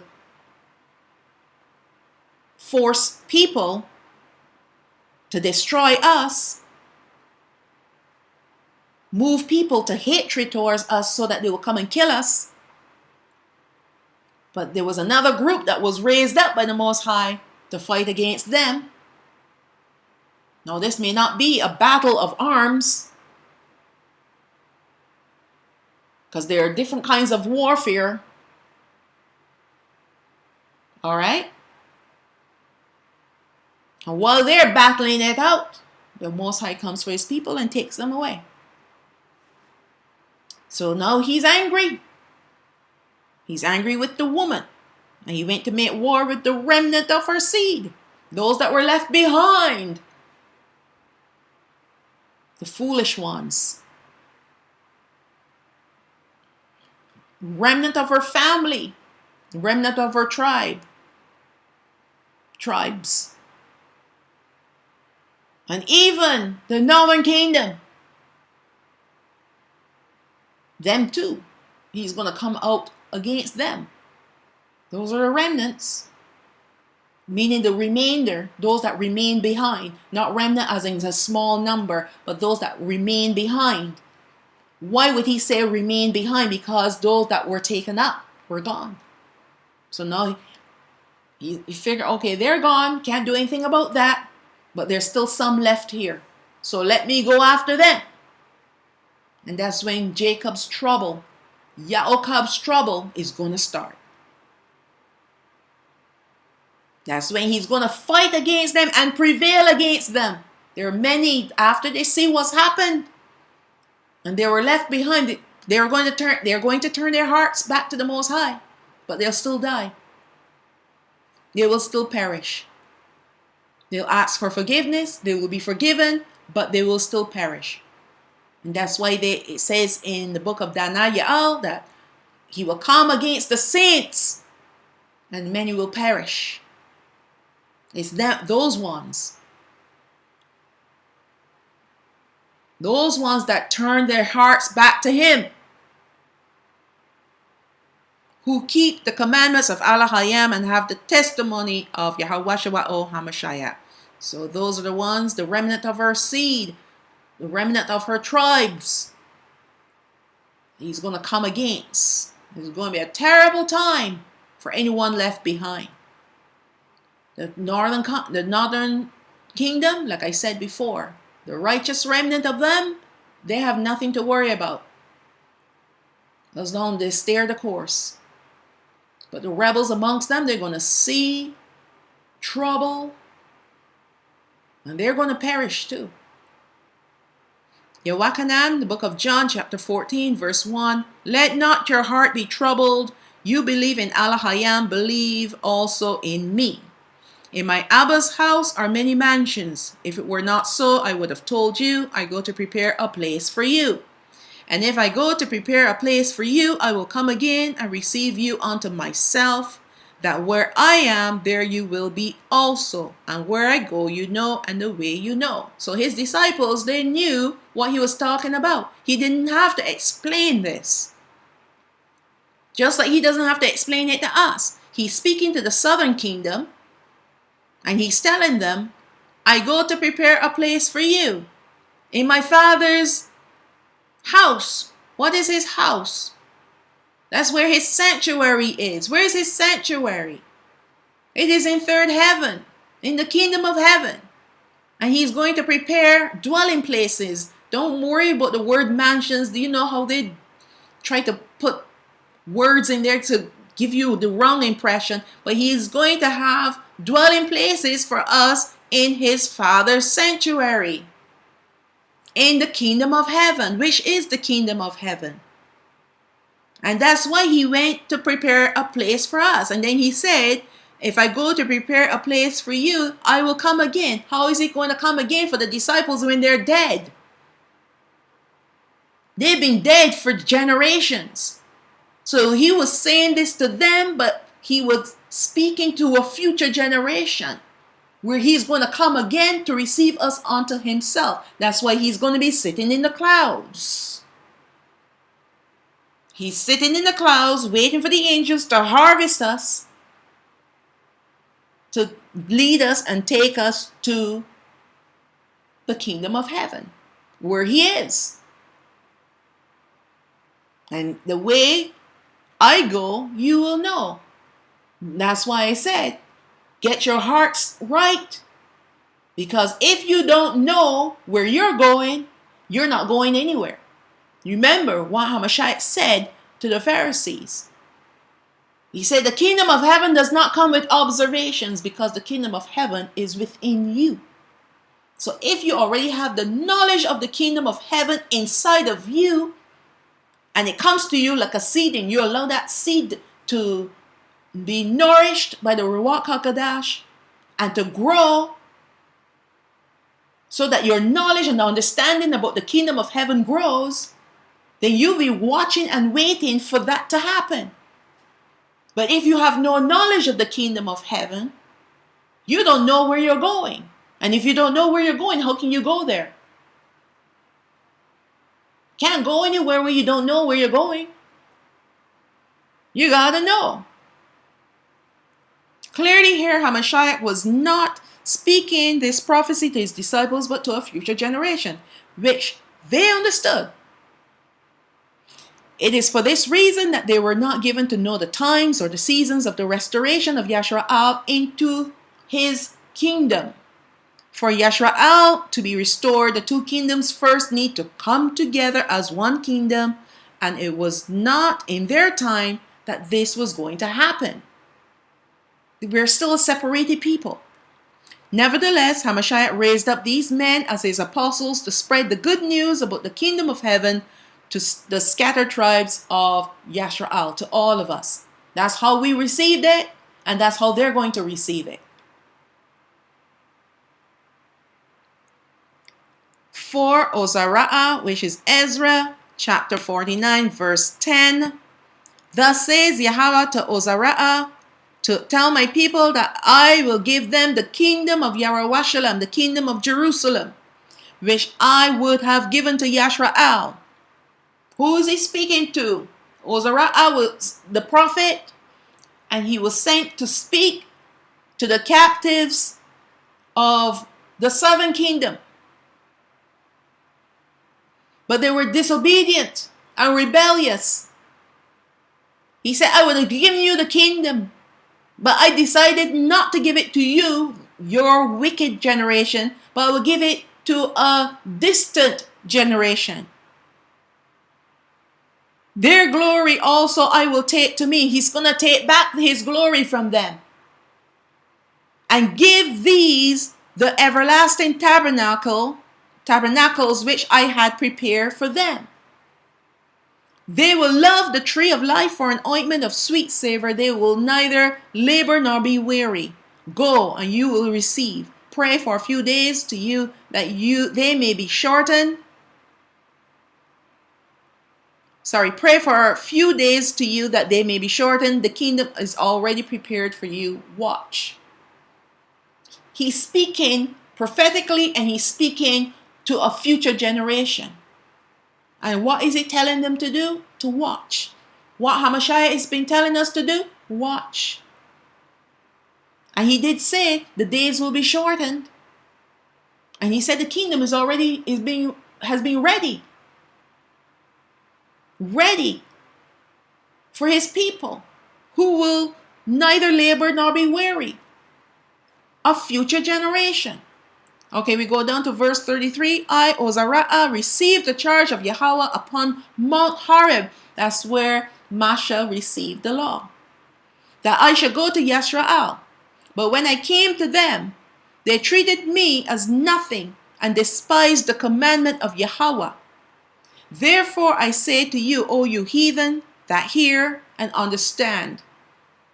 Look for your shepherd. He will give you everlasting rest, for he is near at hand, that will come in the end of the world. He's coming in the end of the world to redeem his people. To end this world, to end the wickedness in this world. Be ready to receive the reward of the kingdom, for the everlasting light will shine upon you forevermore. Here he is speaking to them. Yes, he's speaking to all 12 tribes, but Ozara'ah was also the prophet that was there in the city when the southern kingdom was taken captive and the temple was destroyed. But he's sending a clear message to all 12 tribes. He's telling them that the shepherd is going to come at the end of the world And he's saying to them, be ready to receive the reward of the kingdom. This is your only hope. Your only hope is to return to him. If you want eternal rest because they were in misery, return to him. Return to his commandments.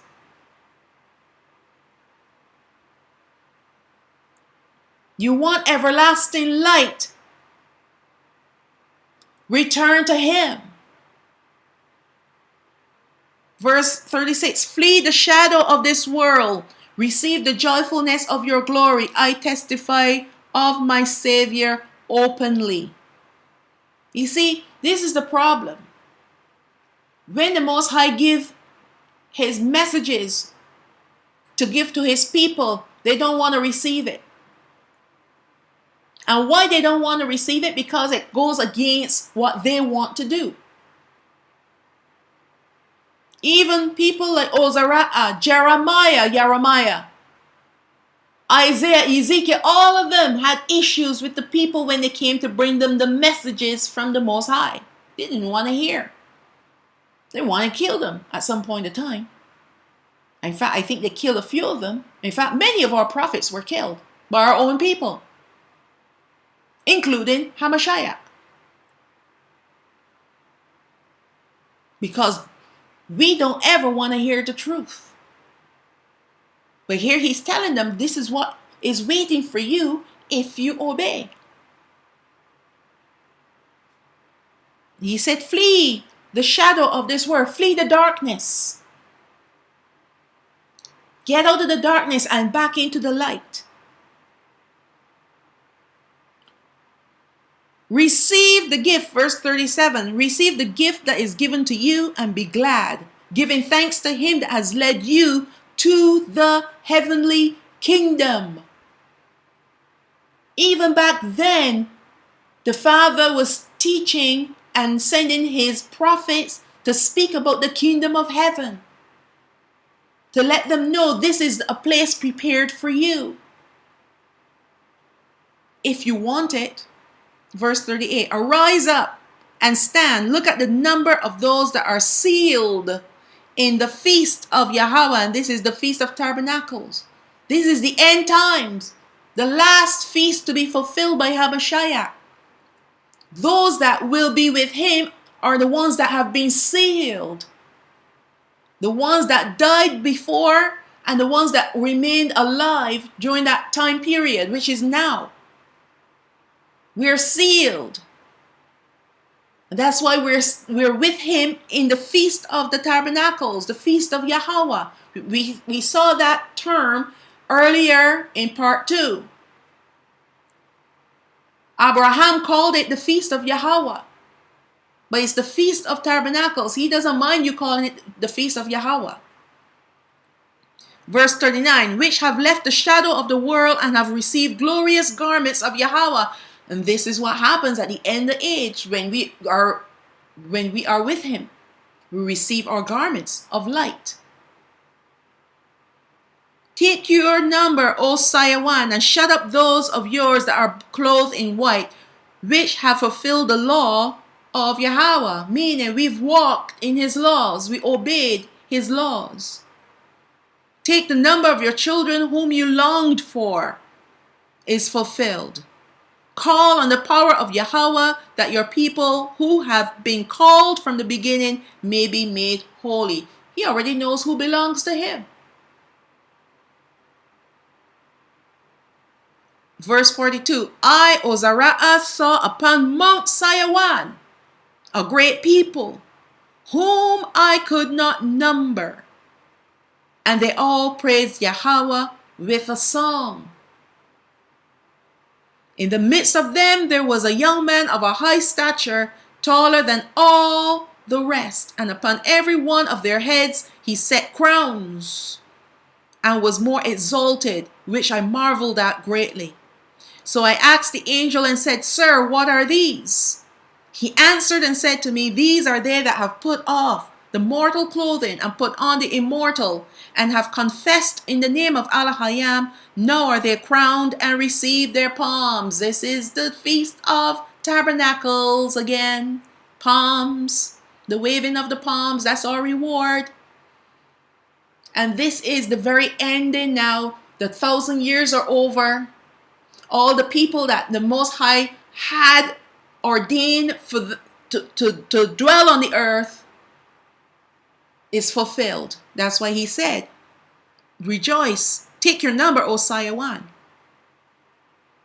The number of your children whom you long for is fulfilled. So all that needed to be born in the 1,000 years of Hamashiach's reign are all born, raised up, grown up, adults. There are no more children. We're all adults now. 1,000 years are over. That battle is done. That final battle is finished. And now we receive our rewards, which will be our crowns. We take off in our more mortal selves, that physical. Remember, we are both physical and spiritual, but now we're going to take that off. And now we are immortal. We will live forever. We still have physical bodies, don't get me wrong. But it's not going to be like this body. In fact, this body is going to be transformed the minute we jump on that chariot. By the time we land in the kingdom of heaven, our bodies are going to change. Have to. It has to change. And the same thing will happen with the northern kingdom when they make it into the land of Yashraal. He said he will sprinkle clean water upon them. They too will be changed. All right? I think that's from Ezekiel. But it is not a complete transformation just yet, because we still need to maintain a certain physicalness of ourselves, because we have to give birth. We have to multiply. And once that is completed, once the numbers have been fulfilled, all that is over, no more children to be born, then now we can put off and have the fullness of the glory that he has for us. Receive our rewards. Verse 46, then said I to the angel, what young person is this that crowns them and gives them palms in their hands? So he answered and said to me, it is the son of Alahayam, whom they have confessed in the world. This is Hamashiach. That's why he said, no sign is given to you except the sign of Jonah, Yawana. So unless you're confessing Hamashiach, you're going nowhere. Then I began greatly to laud them that stood so solidly for the name of Yahweh. You want to get to Yahweh, you got to go through the sun. No other way. If the southern kingdom, the house of Yahweh, will be the first wheat harvest, then it goes without saying that the second wheat harvest will be the northern kingdom. Unlike the southern kingdom, who will be taken from the earth, the northern kingdom will be led back into our land, Yashraal, in the second Exodus. The second Exodus is not for everyone, it's only for the northern kingdom. Ezekiel chapter 39, verse 25. Therefore, thus said Yahweh Alahayam, now will I bring again the captivity of Yaokab, and have mercy upon the whole house of Yashraal. Now, when he said whole house, he's not talking about the 12 tribes. He's talking about the northern kingdom, 9.5 tribes, and will be jealous for my holy name. After that, they have borne their shame and all their trespasses, whereby they have trespassed against me, when they dwelt safely in their land, and none made them afraid. Verse 27. When I have brought them again from the people, and gathered them out of their enemies' lands, and am sanctified in them, in the sight of us, the nations all around saw the first. Will it be in the second Exodus? The whole world is going to see when these people are going to be led away from their enemies' lands all the way to the land of Yashraal. Then shall they know, verse 28, that I am Yahweh their Alahayam, who caused them to be led into captivity among the heathen, But I have gathered them unto their own land, and have left none of them any more there. He's not leaving anyone behind, because those rebels that refuse to leave will be struck down, and the rest of the rebels that left with in the second Exodus, they'll be struck down on the way. No rebels in the land. Verse 29. Neither will I hide my face any more from them, for I have poured out my Ruach, my spirit, upon the house of Yashrael, which is the northern kingdom, said Yahweh Alahayah. Matthew chapter 10, verse 5. These 12 Yahweh sent forth and commanded them, saying, Go not in the way of the Gentiles, and into any city of the Samaritans enter not, but go rather to the lost sheep of the house of Yashrael. So it was the southern kingdom that were given the ministry to preach and to teach the northern kingdom. They were to bring the messages of repentance and baptism and the kingdom of heaven to the house of Yashrael. And as you go, verse 7, preach, saying, the kingdom of heaven is at hand. Heal the sick, cleanse the lepers, raise the dead, cast out devils. Freely you have received, freely give. Now, did he say, collect a tithe, collect an offering? No. That's why I don't understand why people are claiming that they're receiving word from the Most High and they're requesting payment.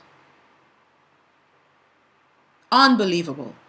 Matthew chapter 15, verse 22. And behold, a woman of Canaan came out of the same coast and cried unto him, saying, Have mercy on me, O Adawan, you son of Dawad. My daughter is grievously vexed with the devil. But he answered her not a word. And his disciples came and besought him, saying, Send her away, for she cries after us. But he answered and said, I am not sent, but unto the lost sheep of the house of Yashrael. I don't know why Gentiles are reading the same words that I'm reading, and they're thinking that he's been sent to the church. Clearly, he said, I am not sent, but unto the lost sheep of the house of Yashrael, speaking of the northern kingdom. But in the Bibles, it would say Israel. How can you read that and think it means you? Let's replace the word Israel with the church. I have not been sent, but unto the lost sheep of the house of the church. Or just leave out the house, the lost sheep of the church. How can you replace Israel, Yashrael,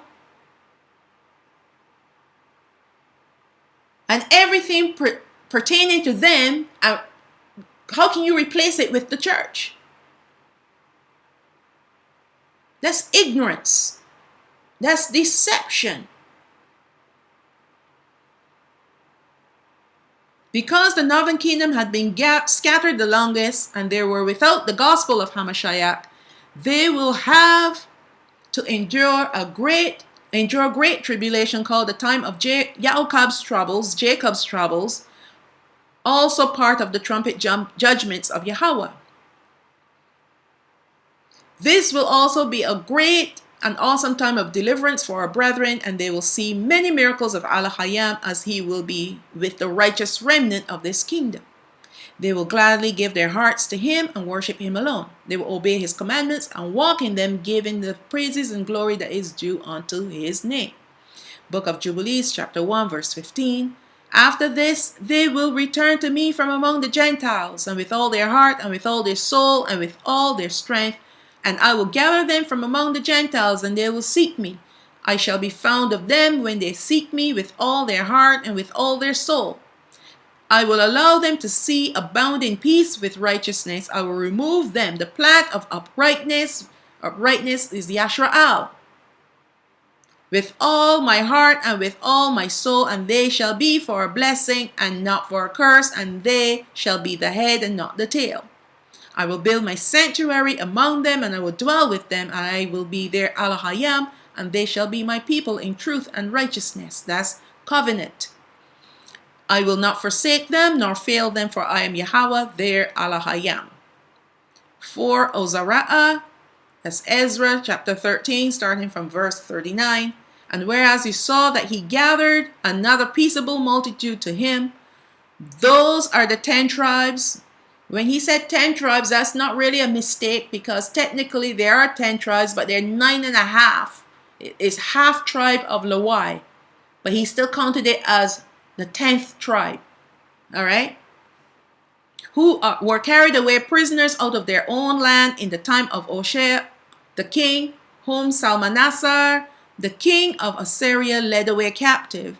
And he carried them over the waters, and so come they into another land. Verse 42. But they took counsel among themselves that they would leave the multitude of the heathen and go forth into a further country where never mankind dwelt, that they might there keep their statutes which they never kept in their own land. And they entered into Euphrates by the narrow places of the river. For Ha'olah Yawan then showed signs for them and held still the flood, till they were passed over. For through that country there was a great way to go, namely of 1.5 years, and the same region is called Asareth. Then dwelt them there until the latter time. We are speaking now of the end times. The latter time are the end times, or the latter time is the end times. And now when they will begin to come again. So they left that way, they will be returning the same way that they left. Ha'olah Yawan will stay the springs of the stream again, that they may go through. Therefore saw you the multitude with peace. But those that be left behind of your people are they that are found within my borders. Now when he destroys the multitude of the nations that are gathered together, he will defend his people that remain.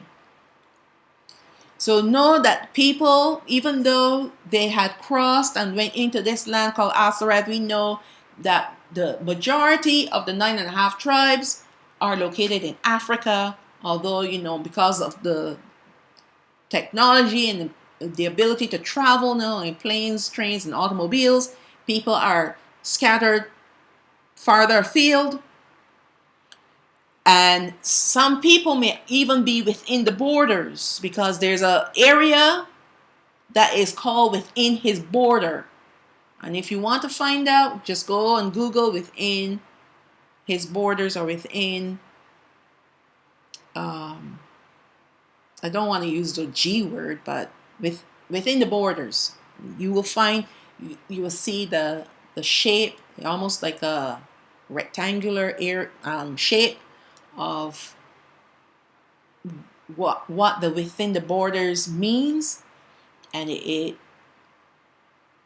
encompasses, the Sinai Peninsula, goes all the way up towards Syria, all the way through parts of Jordan, parts of Saudi Arabia. So it is a wide area that is called the borders, and people took it from the book of, I believe, either the book of Jubilees or the book, I believe it's the book of Jubilees, where the 3 sons of Nah were mapping out where their land will be, right? You have Ham on the left, depending on which side you're looking at it. You have Sham, which is in the middle, and then you have Yapath, which is on the right, all right? And that's how they map out. And when you look at the names of the borders for Sham, it creates that shape where these particular areas are located. And some of our people will be already living within those areas, within the border, within his borders, right? And is safe within his borders. But even within his borders, they too will have to eventually migrate. But they will join in with the group once they pass their way, right? Because everyone must go into the land. You're not safe unless you're in the land, because when he pours out his judgments, when he pours out his vials upon this earth, the only way that you can be protected is to be in the land. So you need to get out. Verse 50, and then will he show them great wonders. All along the way, he's going to, not only are they going to see great wonders, they're going to be collecting stuff all the way. All kinds of things they'll be collecting. By the time they arrive in their land, they'll be loaded. Great wealth too.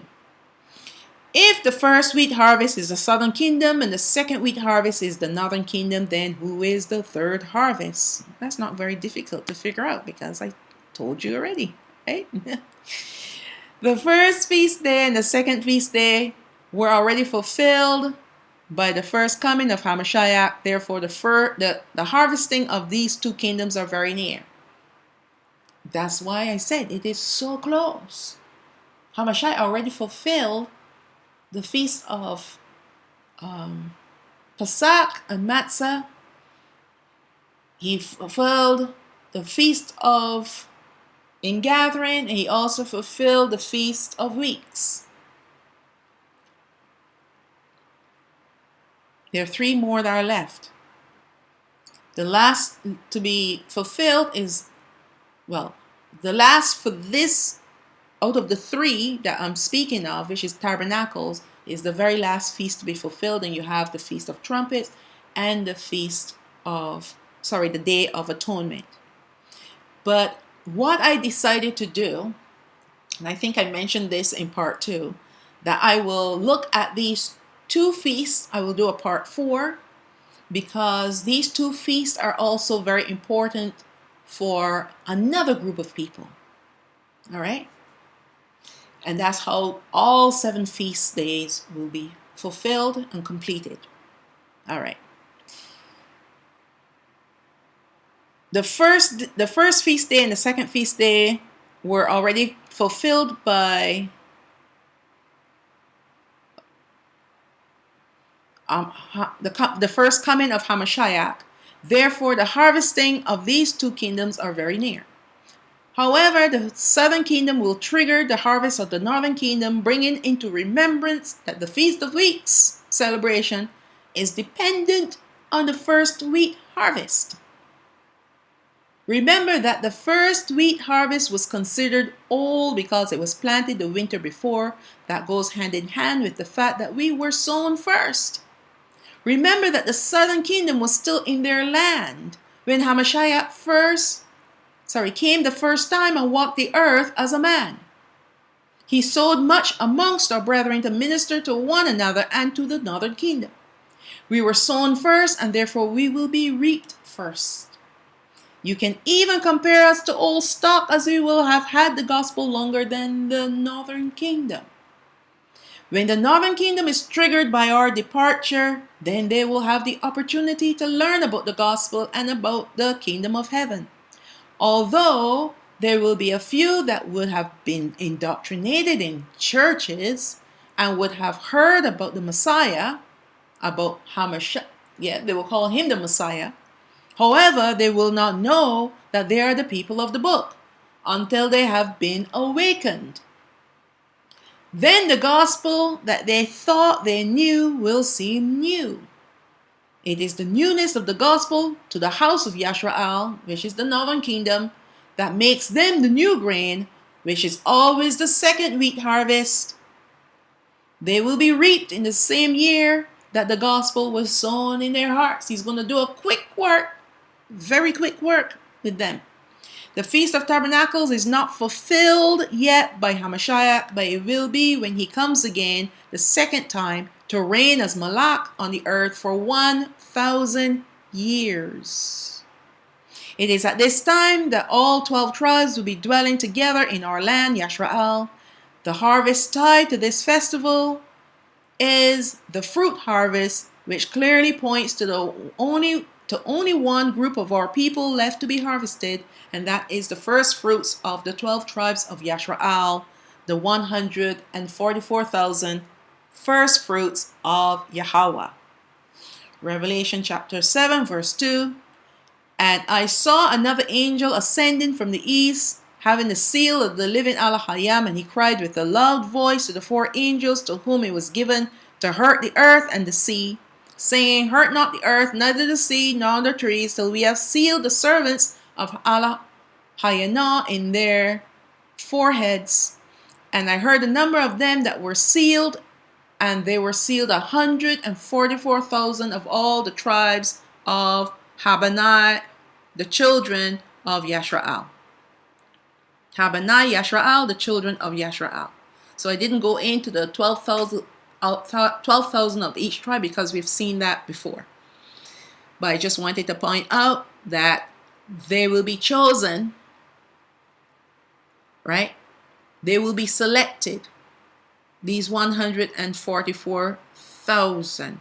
And like I said, a lot of the scriptures, a lot of the verses and chapters are out of place. All right, and this is one of them that is out of place, out of order. Revelation chapter 14 verse 1, here's another one that's also out of order. And I looked, and lo, a lamb on Mount Sion, and with him 144,000, having his Abba's name written in their foreheads, because they're sealed. Like we all will be sealed. But these ones are selected for a particular purpose, which is to be his priesthood. And remember, we read in Ozariah, when he saw all these people on Mount Sion, it is not the 144,000. It is all 12 tribes. Maybe the 144,000 are there too, because wherever the Messiah is, wherever Hamashiach is, they will be with him, right? Wherever he goes, they go. But here, Yochanan, John, is seeing on Mount Sion the Hamashiach with his 144,000 that he's collected. He is harvested. They belong to him now. And I heard a voice from heaven, verse 2, as the voice of many waters, and as the voice of a great thunder. And I heard the voice of harpers with their harps. And they sung, as it were, a new song before the throne. So they're on Mount Sion on one hand, and now they're in the heavens before the throne. Because that's their duty. Their duty now is to be wherever the Lamb goes. He's also their high priest, and they're the priesthood. So they sang a new song before the throne and before the four beasts and the elders, and no man could learn that song but the 144,000 who were redeemed from the earth. Redeemed from the earth meaning the 12 tribes. That's why when you sometimes see the word earth, it's speaking about people. Verse 4, these are they who were not defiled with women, for they are virgins. And yet you have married men that have children. All right? Married women claiming that they're part of the 144,000. Obviously, they don't read scripture. These are they who follow the Lamb wherever he goes. These were redeemed from among men, being the first fruits unto Elohim and to the Lamb. What is a first fruit? A firstborn male. Anything that's first fruit, meaning it is first to be reaped, first to be born, first to be had. And yet you got people that maybe they're third in line as far as the birth order is concerned, and they call themselves part of the 144,000. These people are absolutely crazy. And they clearly said that they were men, young men, because There are these who were not defiled with men. I mean, they have not had sex with women. So they're young men, clearly. Oh no, that means that they followed only the true doctrine of Yahweh, or the true doctrine of Elohim, or the true doctrine of God. That's what that means. For they are virgins. Oh, that doesn't mean that they've never had sex. It just simply means that they are holy. They are righteous because they're not indoctrinated into other pagan religions. All kind of, you see, they can spiritualize it to make it fit their narrative, because that's what deception does. Instead of taking it for what it is saying, clearly he is saying that there are men who have never been with women because they are virgins. And here's another thing, verse 5, and in their mouth was found no God. That means they're not liars. They've never told a lie. Show me one person on this earth that has never told a lie. For they are without fault before the throne of Elohim. They're without sin. They're sinless. Show me one person that had been born sinless, except for Hamashiach. And yet these same ones are proclaiming, oh yes, I'm part of the 144,000 because I had a dream that I was flying and I was shooting light from my hand. All kind of craziness. Now, I'm not saying that the dream is wrong, but you're interpreting the dream to mean something that it doesn't mean. The enemy has twisted it in your brain. And then on top of it, to make matters even worse than that, these are the Gentiles that are proclaiming themselves to be a part of the 144,000, when clearly it states it's 12,000 from each tribe. Oh, we're going to ignore that. He's really talking about the church. How can you ignore the obvious? Yahuwah goes through each of the 12 tribes. And by the way, they purposely left out the tribe of Dan. Dan was not ignored. That was purposely done. That's why I say the book is written out of order. Most of the chapters and verses. And then they left out the Dan. No. Okay. One day I will get to it. I've started it. It's a big study, but I will get to it.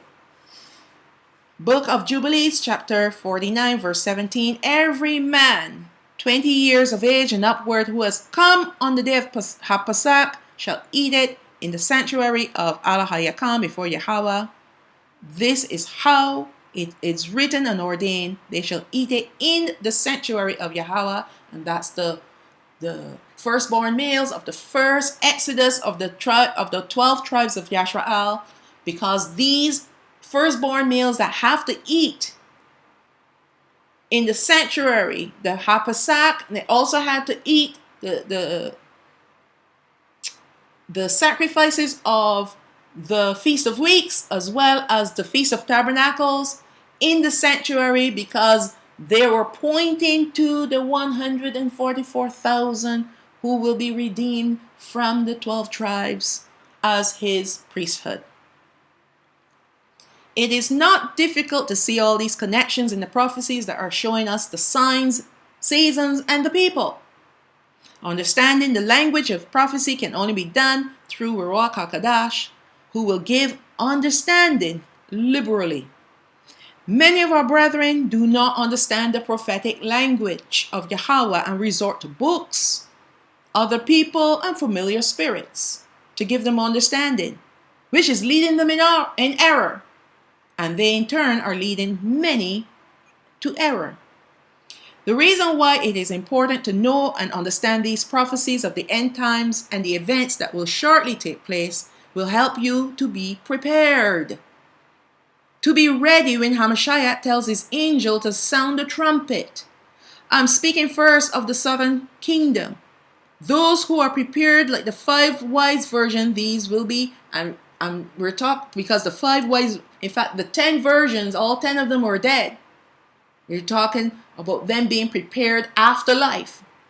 So they had to be prepared before life so that they are prepared after life. But I'm merely using them as an example to show you preparation.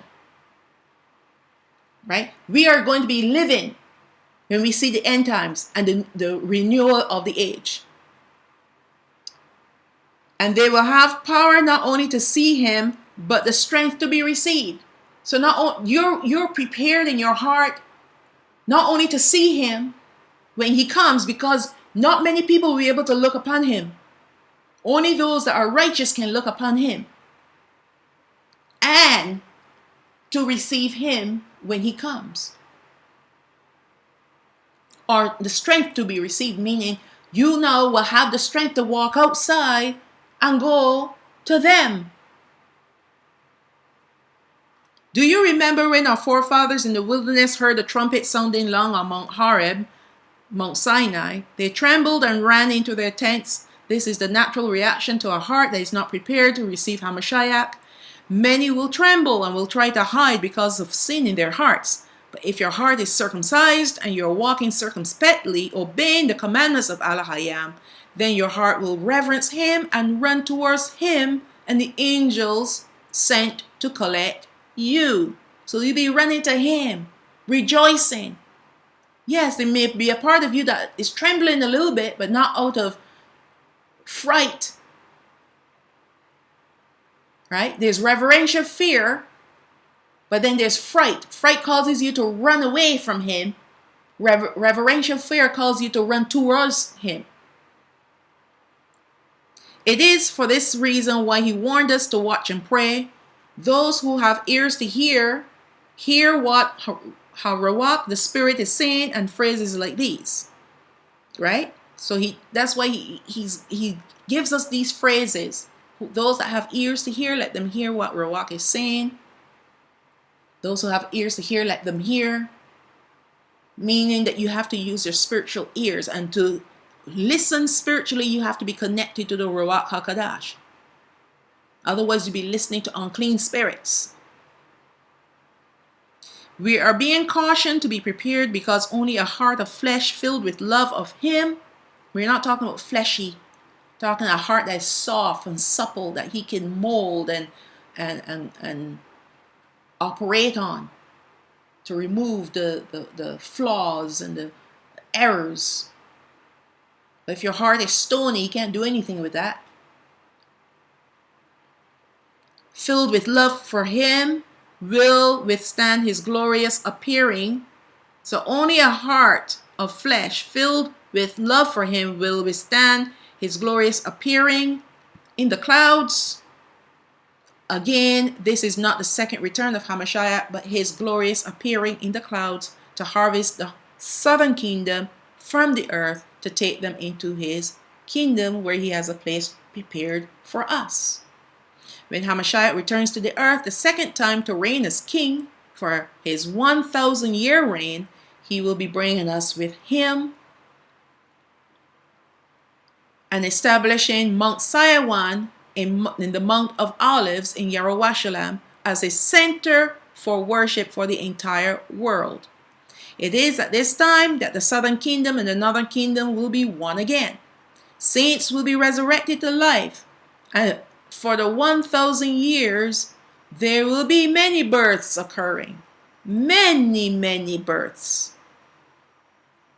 Those that the Gentiles too, they'll be giving birth to children. Everyone will be giving birth. No wonder Ozariah saw so many people on Mount Sinai that he could not number. During this time of tabernacling with Hamashiach, he will harvest his final harvest, and that is the 144,000 that have been sealed and set apart for their ministry with him. And the sealing is another expression for being chosen or selected. Many are called, few are chosen. After the millennial reign of Hamashiach, there will be a brief war with Satan and the remaining wicked people from the earth. Then Yahweh will vanquish him forever in the lake of fire. This now will be the 8th day, the beginning of eternal peace and rest, starting with the new heavens, the new earth, and the new Yerushalayim. And I also cover this in great extent in the kingdom of heaven. And that is the ending of this presentation for the three harvests and the three feast days and the three harvests.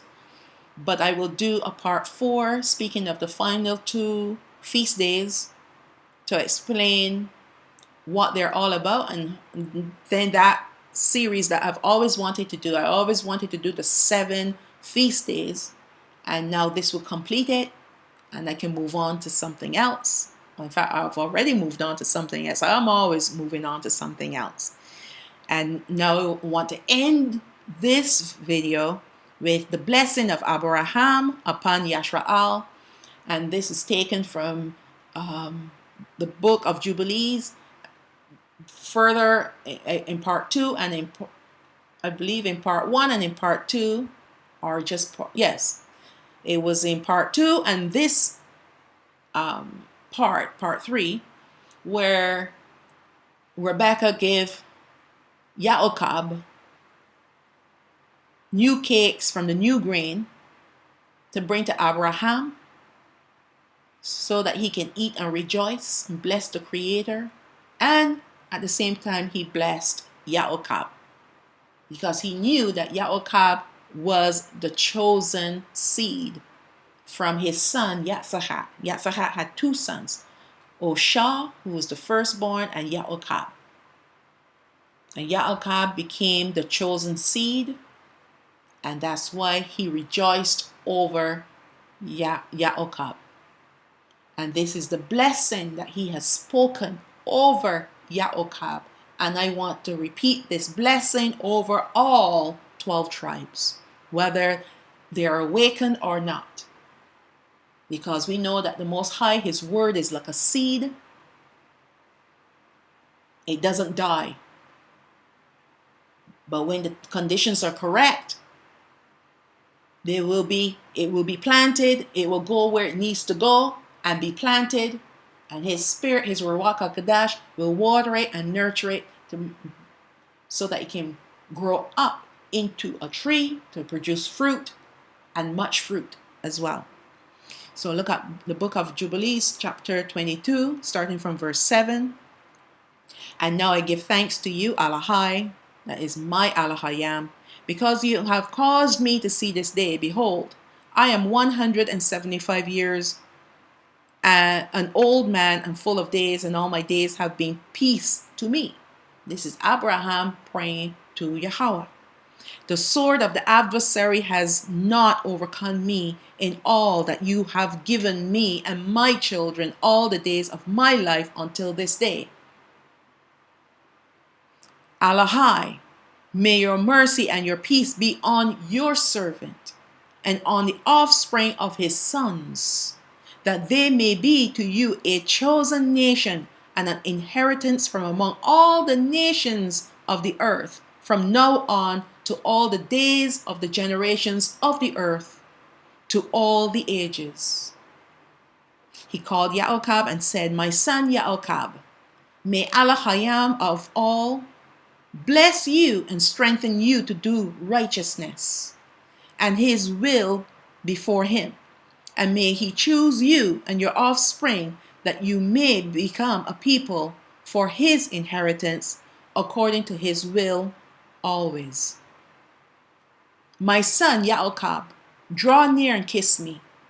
And he drew near and kissed him, and he said, blessed be my son Yaakov and all the sons of Alahayam Ola Yawan, the highest, to all the ages. May Alahayam give to you an offspring of righteousness, and some of your sons may he sanctify throughout the whole earth.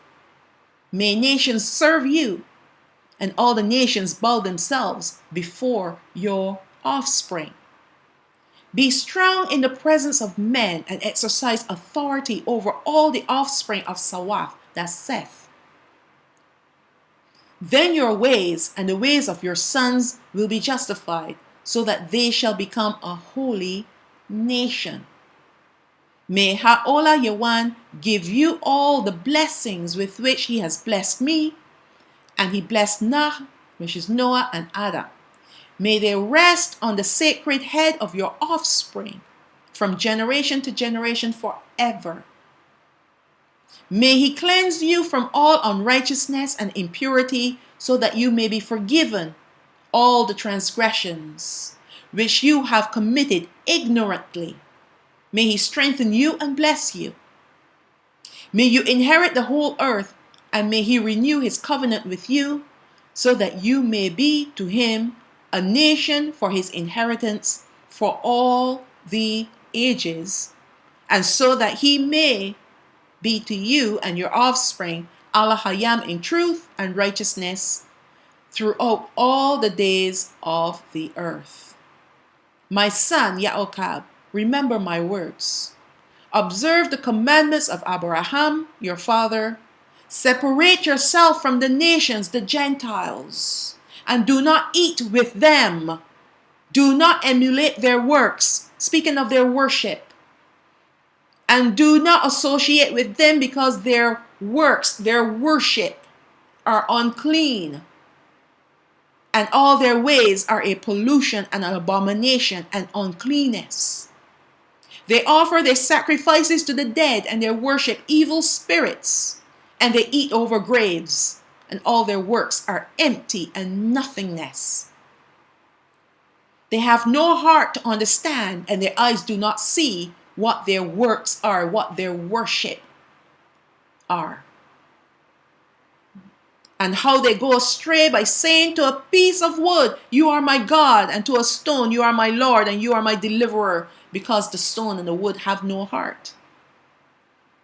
And as for you, my son Yaakov, may Ha'olah Yawan Allah Hayam help you, and Allah Hayam of heaven bless you, and remove you from their uncleanness and from all their error. Amen. Yaakov, be warned. Do not take a wife from any offspring of the daughters of Canaan, for all his offspring are to be rooted out of the earth. Because of the transgression of Ham, Canaan erred, and all his offspring shall be destroyed from the earth, including any remnant of it, and none springing from him shall exist except on the day of judgment. And as for all the worshippers of idols and the profane, there shall be no hope for them in the land of the living, and no one on the earth will remember them. For they shall descend into the abode of the dead, and they shall go into the place of condemnation. As the children of Sodom were taken away from the earth, so will all those who worship idols be taken away. Fear not, my son Yaakov, be not dismayed, son of Abraham. May Ha'olah Yawan Allah Hayam preserve you from destruction, and may he deliver you from all the paths of error. This house have I built for myself, that I might put my name on it in the earth. It is given to you and to your offspring forever. And it will be named the house of Abraham. It is given to you and your offspring forever. For you will build my house and establish my name before Allah Hayam forever. Your offspring and your name will stand throughout all generations of the earth. He ceased commanding him and blessing him. The two lay together on one bed, and Yaakov slept in the embracing arms of Abraham, his father's father. And he kissed him 7 times, and his affection and his heart rejoiced over him. He blessed him with all his heart and said, Ha'olah Yawan Allah Hayam of all, and creator of all, who brought me out of Ur of the Chaldees, that he might give me this land to inherit forever, that I might establish a holy offspring. Blessed be Ha'olah Yawan forever. And he blessed Yaakov and said, May your grace and your mercy be lifted up on my son, over whom I rejoice with all my heart, and my affection, and on his offspring always. Do not forsake him nor diminish him from now to the days of eternity. And may your eyes be opened on him and on his offspring, that you may preserve him and bless him, and may sanctify him as a nation for your inheritance. Bless him with all your blessings from now to all the days of eternity, and renew your covenant and your grace with him and with his offspring, according to all your good pleasure, to all the generations of the earth. Amen. And there's nothing more that I can add to that, and neither will I.